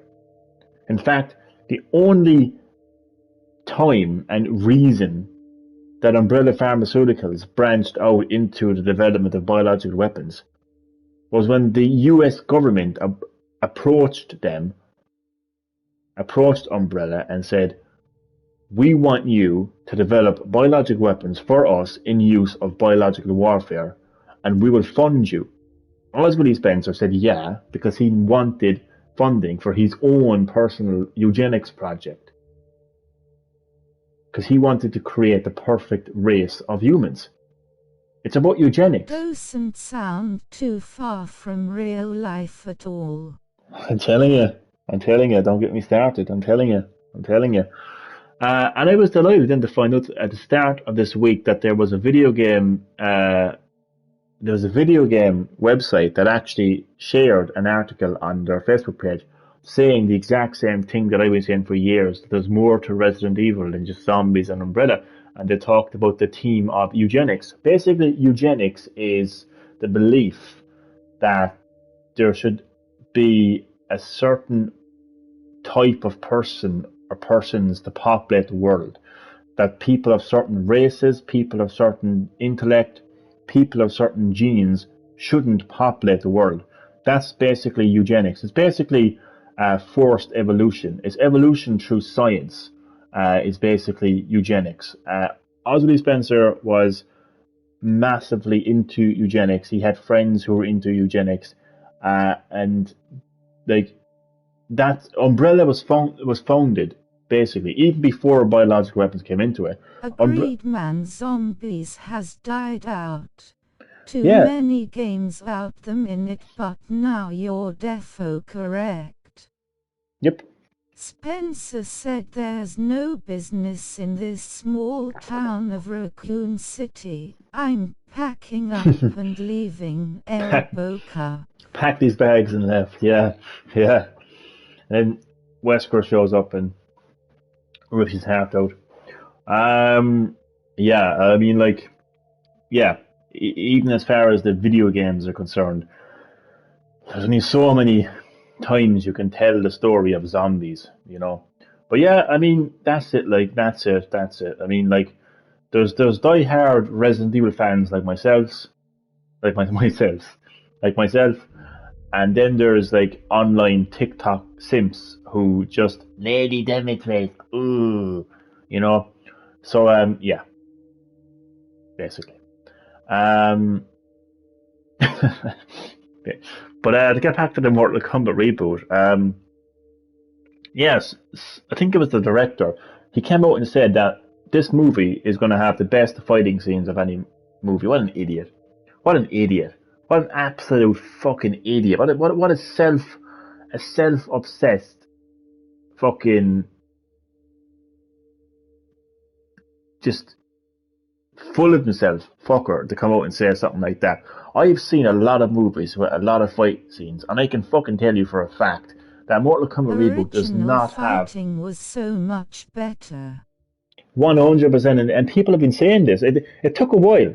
See, it took a while for the boomers, right, like ourselves to come out and educate the Zoomers. It took a while, but eventually they came out and they educated these fucking Zoomers and said, hey, shut the fuck up. The original Mortal Kombat movie is far fucking better than this reboot in so many areas. And now they're just gone silent. I know it's generally accepted. It's generally accepted. If you look up online now, any forums or any area, you will actually see that the majority of people are actually disappointed with the Mortal Kombat reboot. So, yeah, I love it. But there's absolutely, look, I'm a huge fan of Mortal Kombat. I watched the reboot and I actually enjoyed it. But do I believe that that it's better than the original? Fuck no. Fuck no. Do I believe it has the best fighting scenes in any movie? Flawless victory. Why don't you with it? Boomer wins. Flawless victory. Yeah, definitely. And apparently Mortal Kombat 2 is supposed to be set in outer space. And their obsession with Johnny Cage just says it all. Johnny Cage is just a character. The actor for Liu Kang in the original broke his back when Reptile tossed him to the wall. Oh, stop. And he self-fought. I can tell you, just by looking at him, the actor that plays Liu Kang now, I'd say if he scratched a fucking nail, he'd be like, I'm done. I can't do this. What the fuck, Johnny, did you say in outer space? Yeah, that's what I read anyway. Apparently Mortal Kombat 2 is supposed to be set in outer space.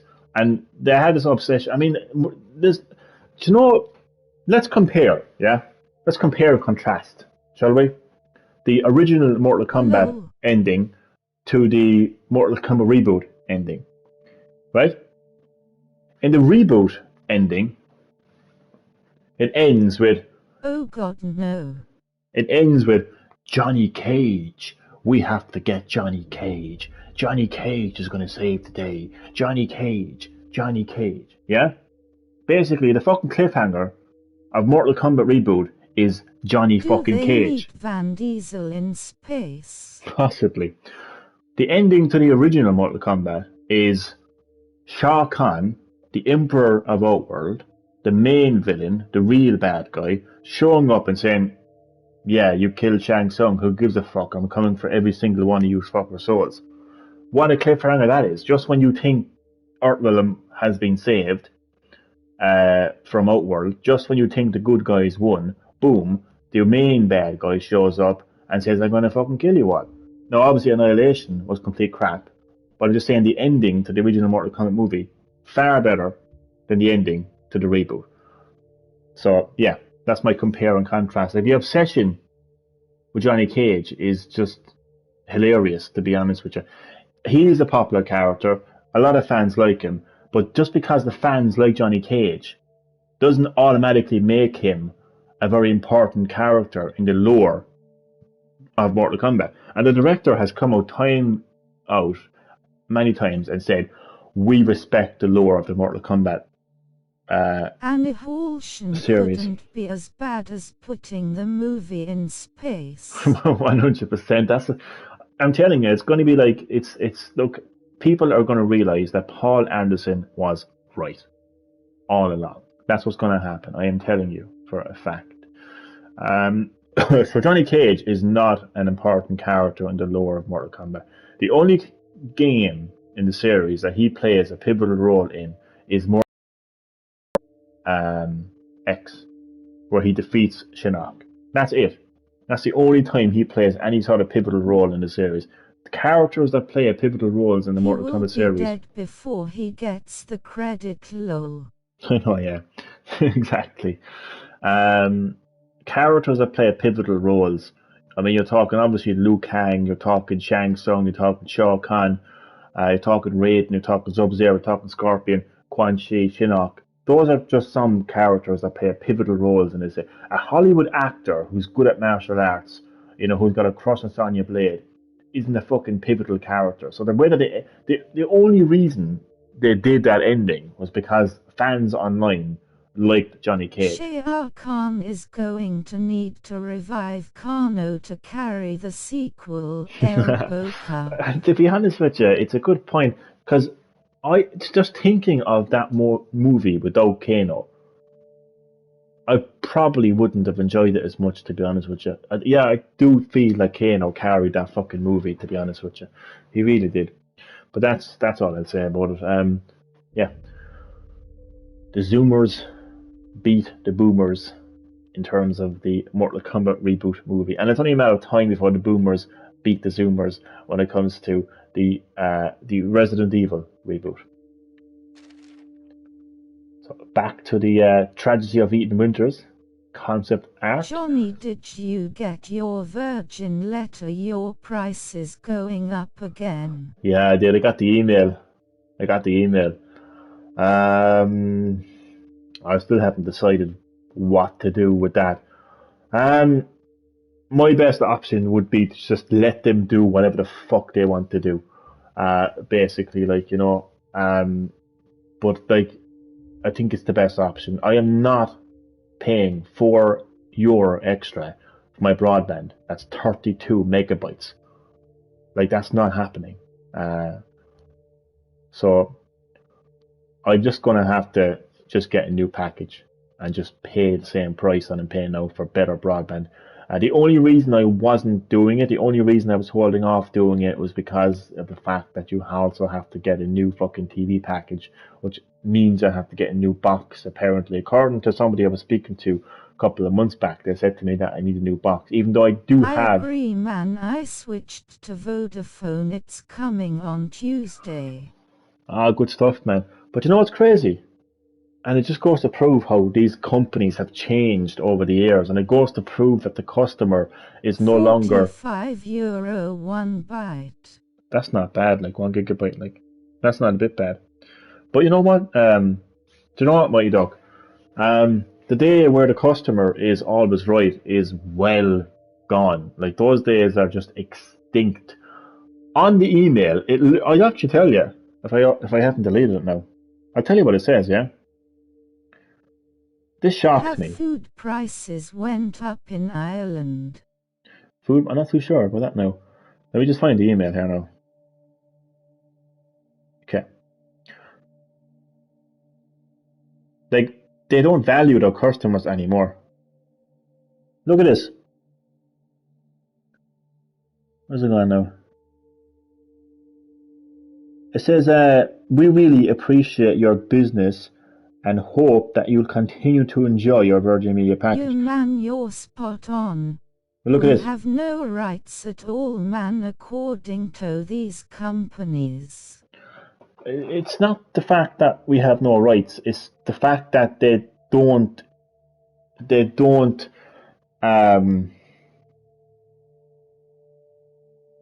care about their customers anymore, and they don't care about their loyalty.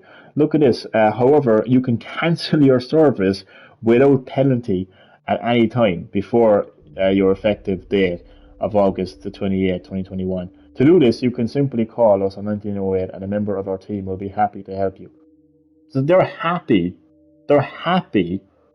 for their customers to cancel their service.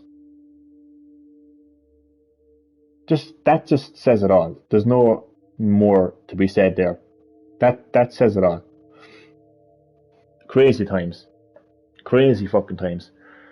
I done it today and the guy was an asshole on the phone. Was he? What was he saying? So this is concept art showing Andre's corpse in the guest house basement. One initial idea was to have the player take the flashlight from Andrea's body.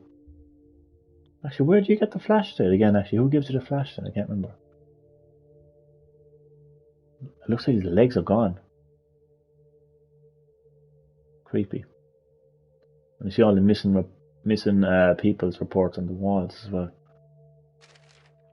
Oh god, that's it. I just got goosebumps just looking at that. Shivers too. Concept art for the scene in the guest house where Mia crawls up the stairs towards Eden.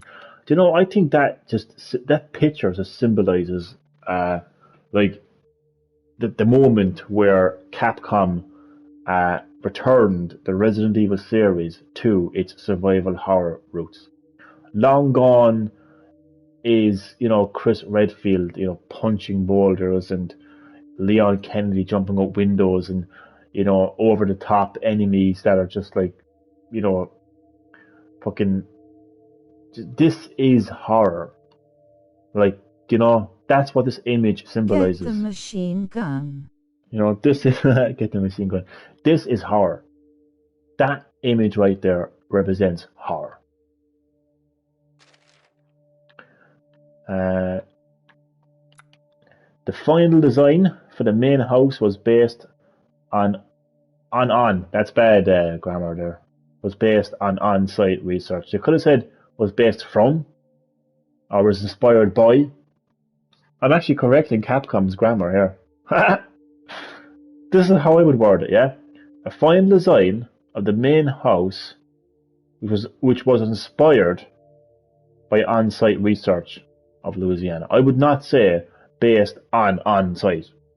It sounds like you're getting the stutters, like, based on-site. But the outside of the Baker's home is based on plantation houses. With tears of joy, Johnny VRS Capcom round 3-5. And I win every time. Plantation houses that date back to the American Civil War and the era of slavery in the US. And that's actually true, because that house reminds me of the house that you are in Assassin's Creed 3.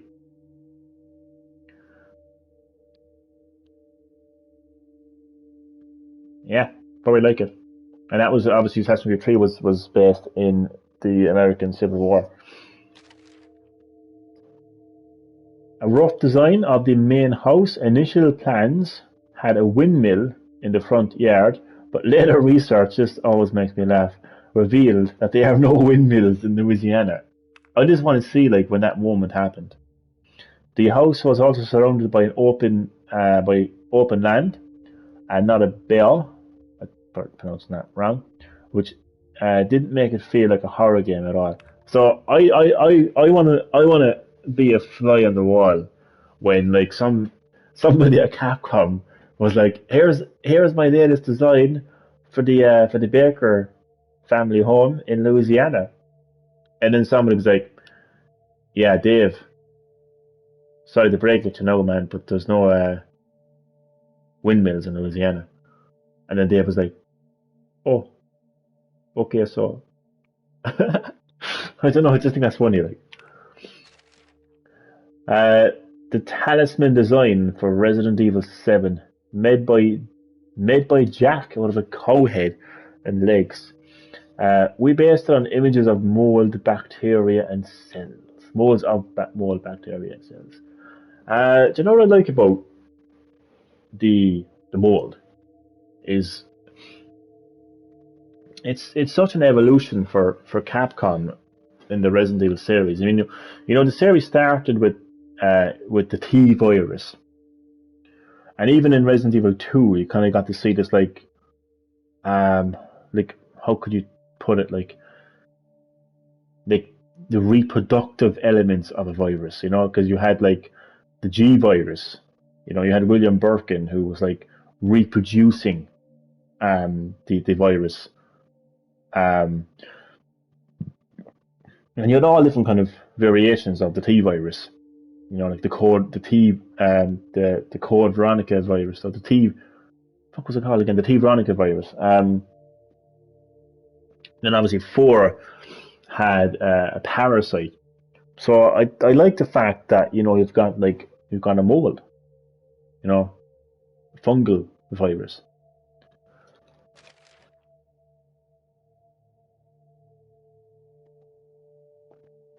Early development concept art for the main house. The final version did not have you enter through the front door. The layout for the second floor was also completely different. I don't know, it's something nice about entering the front door of the game. I don't know. I would have liked that. Look at the phone then. The dining room of the main house had a completely different feel from the final version.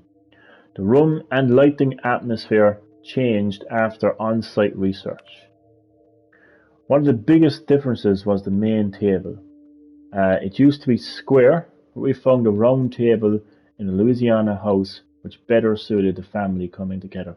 That's another example there of how it's really important to do that, um, like field research, like going out there into this real location, and how it actually inspired the game.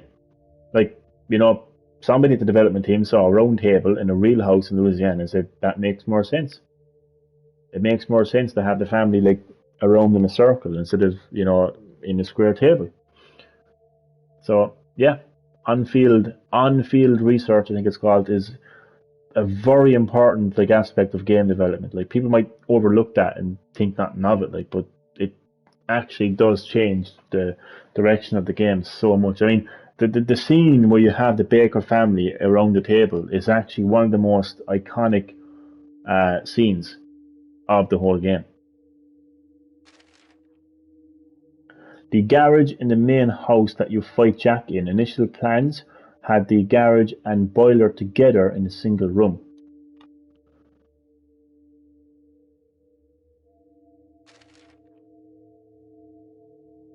The sunlight entrance hall in the main house. This is very different from the final version, with the grandfather clock in the center and curved stairs. I really like the fact they actually brought back the grandfather clock as well.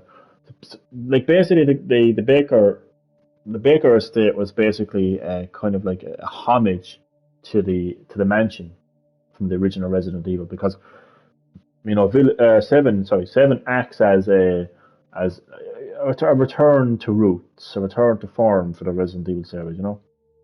So there's lots of moments in Seven and Village where it's kind of this is what I say. So it's basically like the mansion is now the Baker family estate.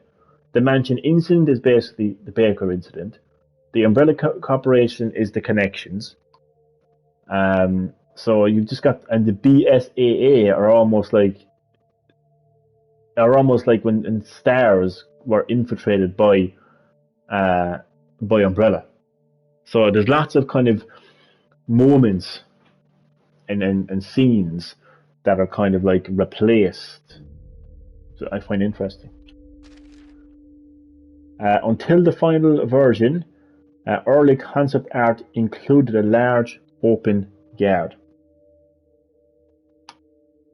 And also you got the birds frozen in time. I like that. I'm not like massively into art or anything, but there's just something, I don't know, there's something fascinating about like seeing like birds in a painting. I don't know what the fuck. This concept art for the entrance hall is much closer to the final version. The room is full of furniture and several taxidermied animals, giving it a live-in feel. Jack Baker.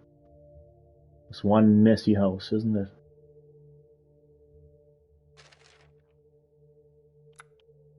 Concept art for one of the shadow puzzles in the main house. These rooms needed to be you. I'm getting really tired now. I can't even read. For fights and puzzles, so we tried to make them as disconcerting as possible. I wasn't too much of a fan of these puzzles, to be honest with you. I thought they were pretty bland, pretty basic. This is a shadow puzzle in the old house, in Lucas's room.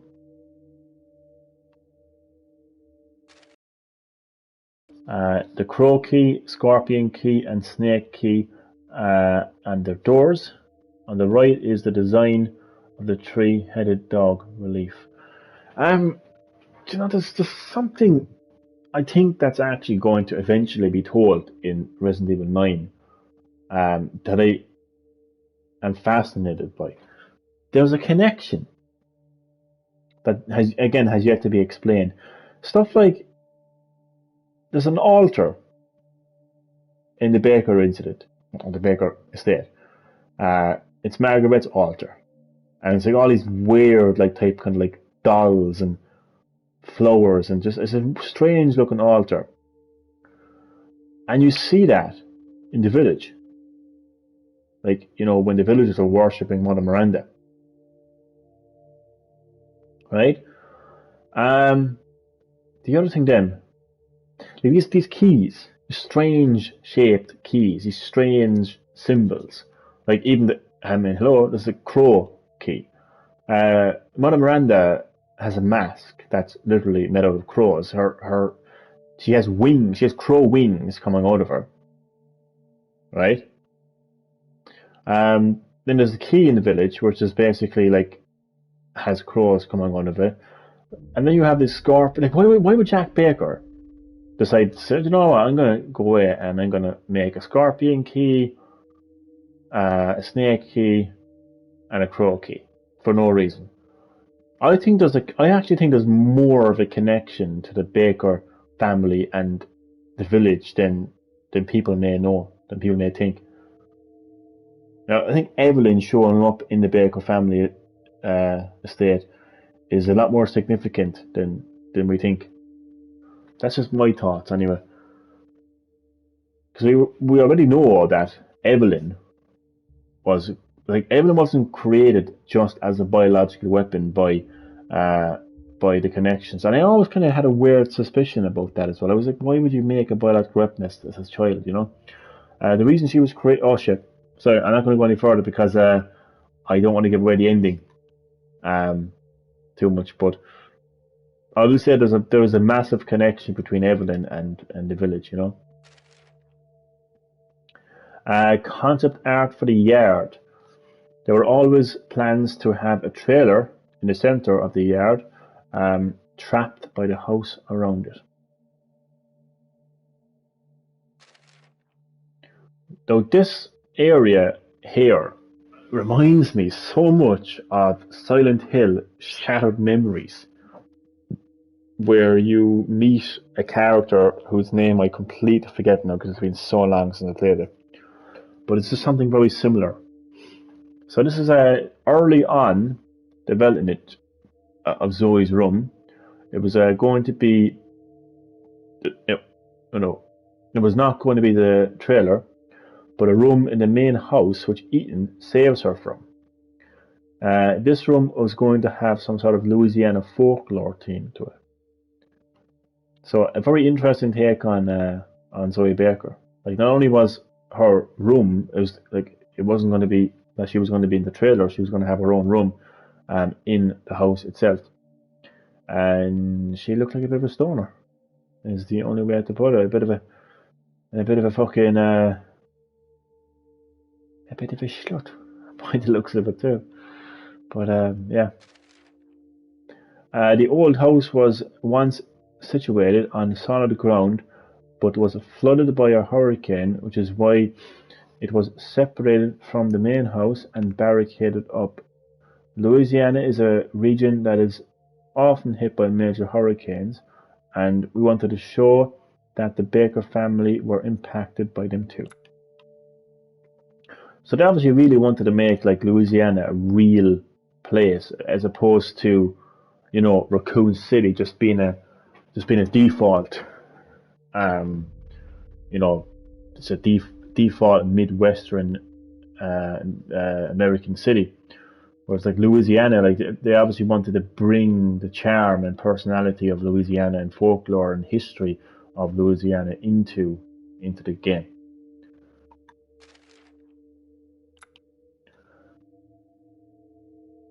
You can see dolls in this concept art for the old house.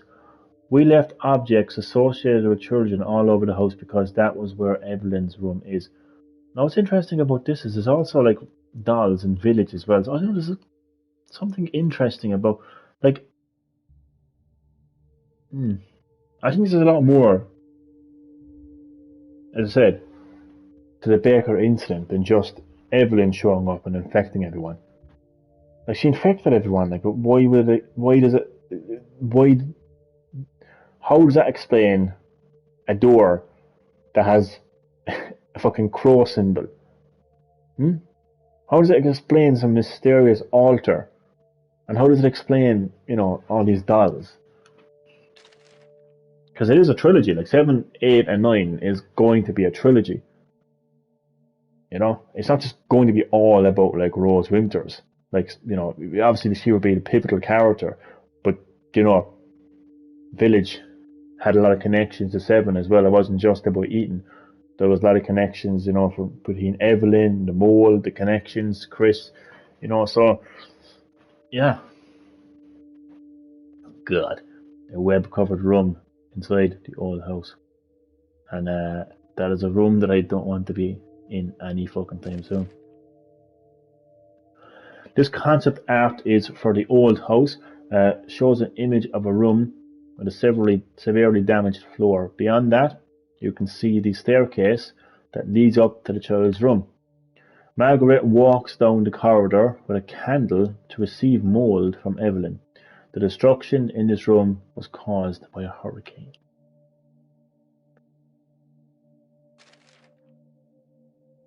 I think like 7, like the events of 7, like when Evelyn shows up in the Baker family estate, she's there for quite a while. Like she is there for quite a while, and a lot happens when Evelyn is in that house. And even Lucas Baker is in contact with the connections as well, and the connections are like monitoring Evelyn. Also, the BSAA are monitoring Evelyn. So there's a lot.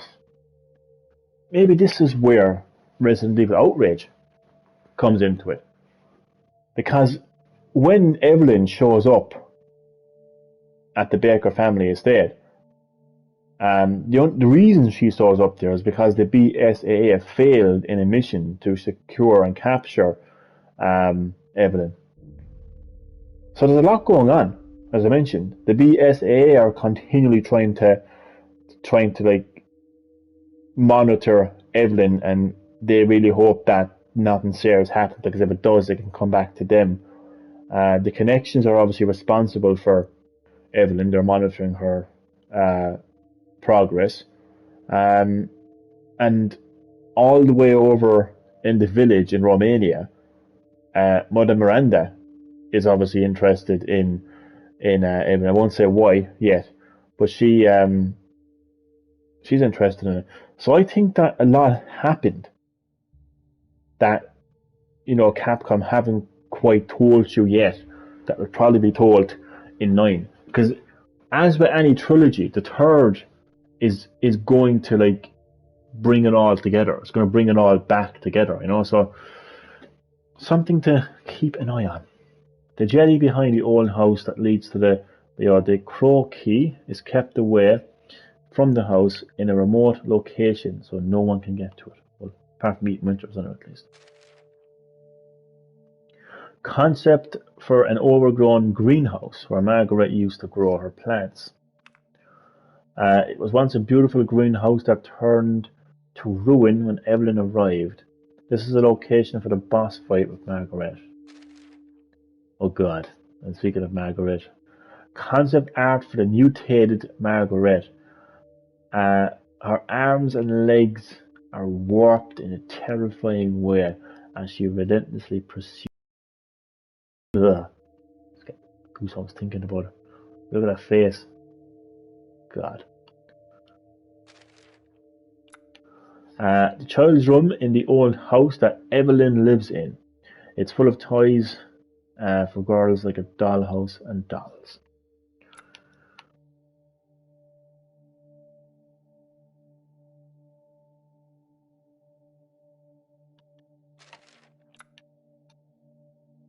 These dolls are unlike the ones in the entrance to the dollhouse and are based on the molded.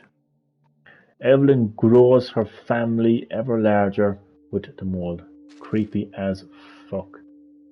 And a temporary design for the room behind the child's room, where a life-sized doll is seated instead of Evelyn.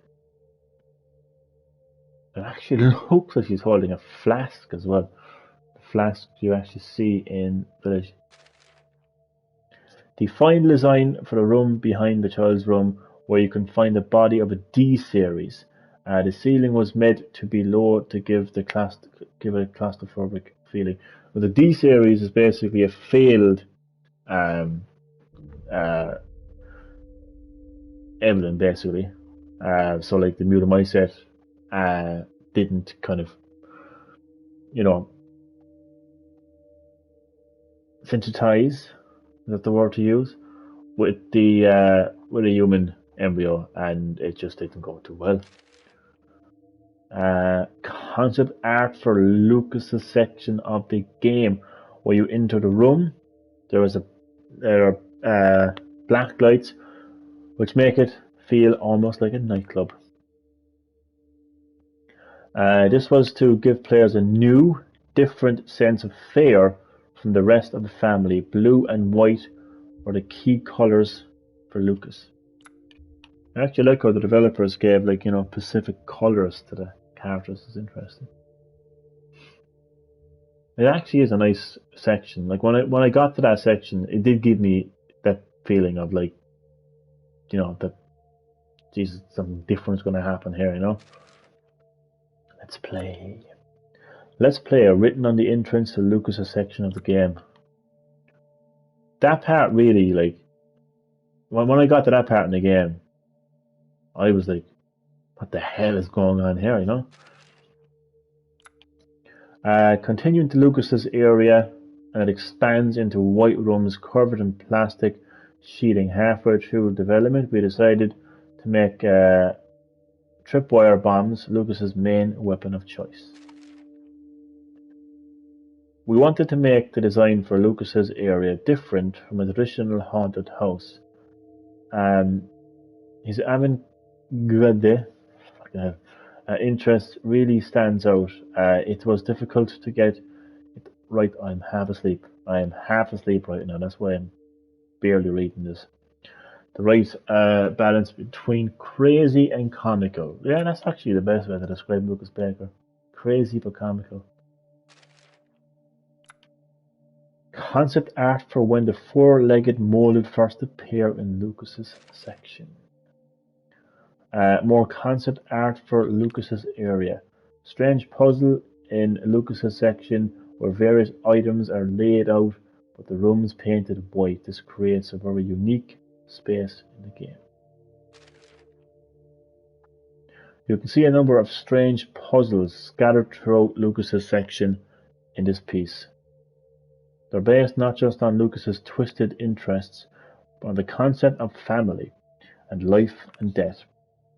Such as a birthday cake being a symbol for life, while a picture of a hanging corpse and grave are connected to death. The goddess stomach symbolizes life, but is also accompanied by pain. But like Mother Miranda, the mold infection does not have a strong grip on Lucas.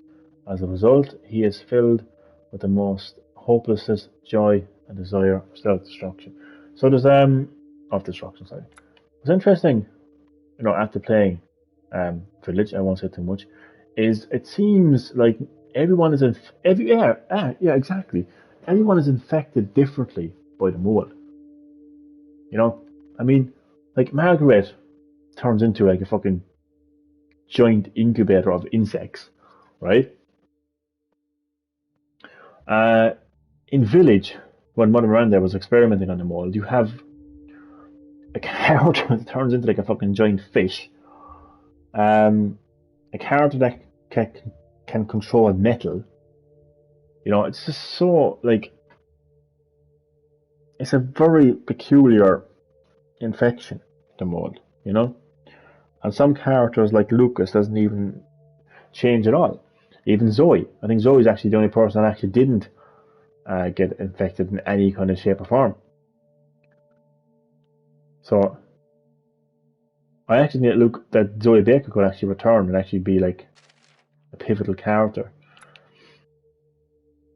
Concept art for the cut boat fight when Mia and Ethan escaped the house. The idea was that the fight with Jack could take place in muddy waters. I think that would have been interesting, to be honest.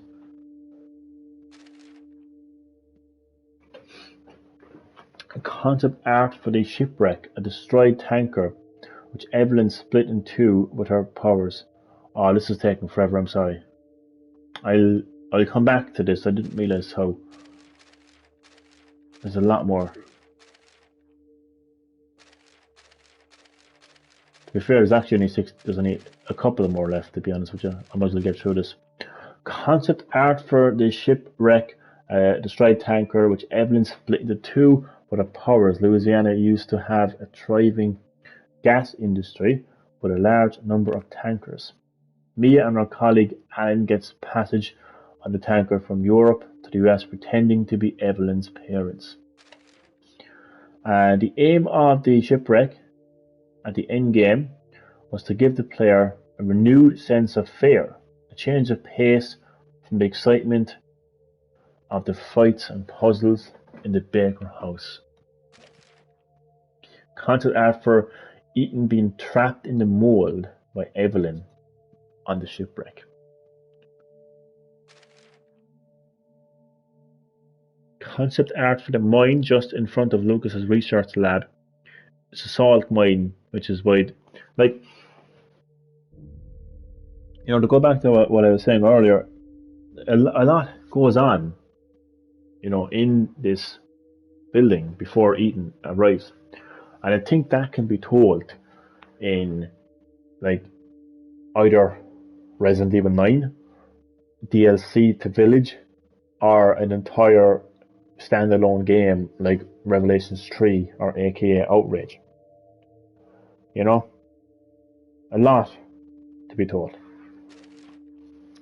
And concept art for Evelyn creating Mutamycete. This whole incident with the Baker family was caused by a single girl wanting to create a network of mold across the world in order to have a family of her own. Crazy though. Pretty much sums up the entire story, pretty much. But yeah, that's pretty much it. And then you're into Village concept art, which I will show in another live stream. So that is the end of the live stream. The first half of the Tragedy of Ethan Winters concept art. It was interesting to see some early designs for characters and even design for characters that elevated into the game and different thank you, Chad. Different directions of story. So yeah, it's interesting. And what's good is this comes with the digital deluxe edition. And I love the digital deluxe edition of this game because it comes with such significant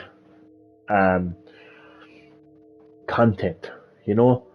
Like, it's not just, oh, we're going to give you this cool looking hoodie that you can wear in the game, or some skin, you know, something significant, I think. That concept art there, like, you know, it's significant. And you also get a Baker incident report, and yeah, you get significant content. So, thank you for watching the live stream. I hope you enjoyed, and I will see you next time on Green Hill Gaming. Good night from Ireland.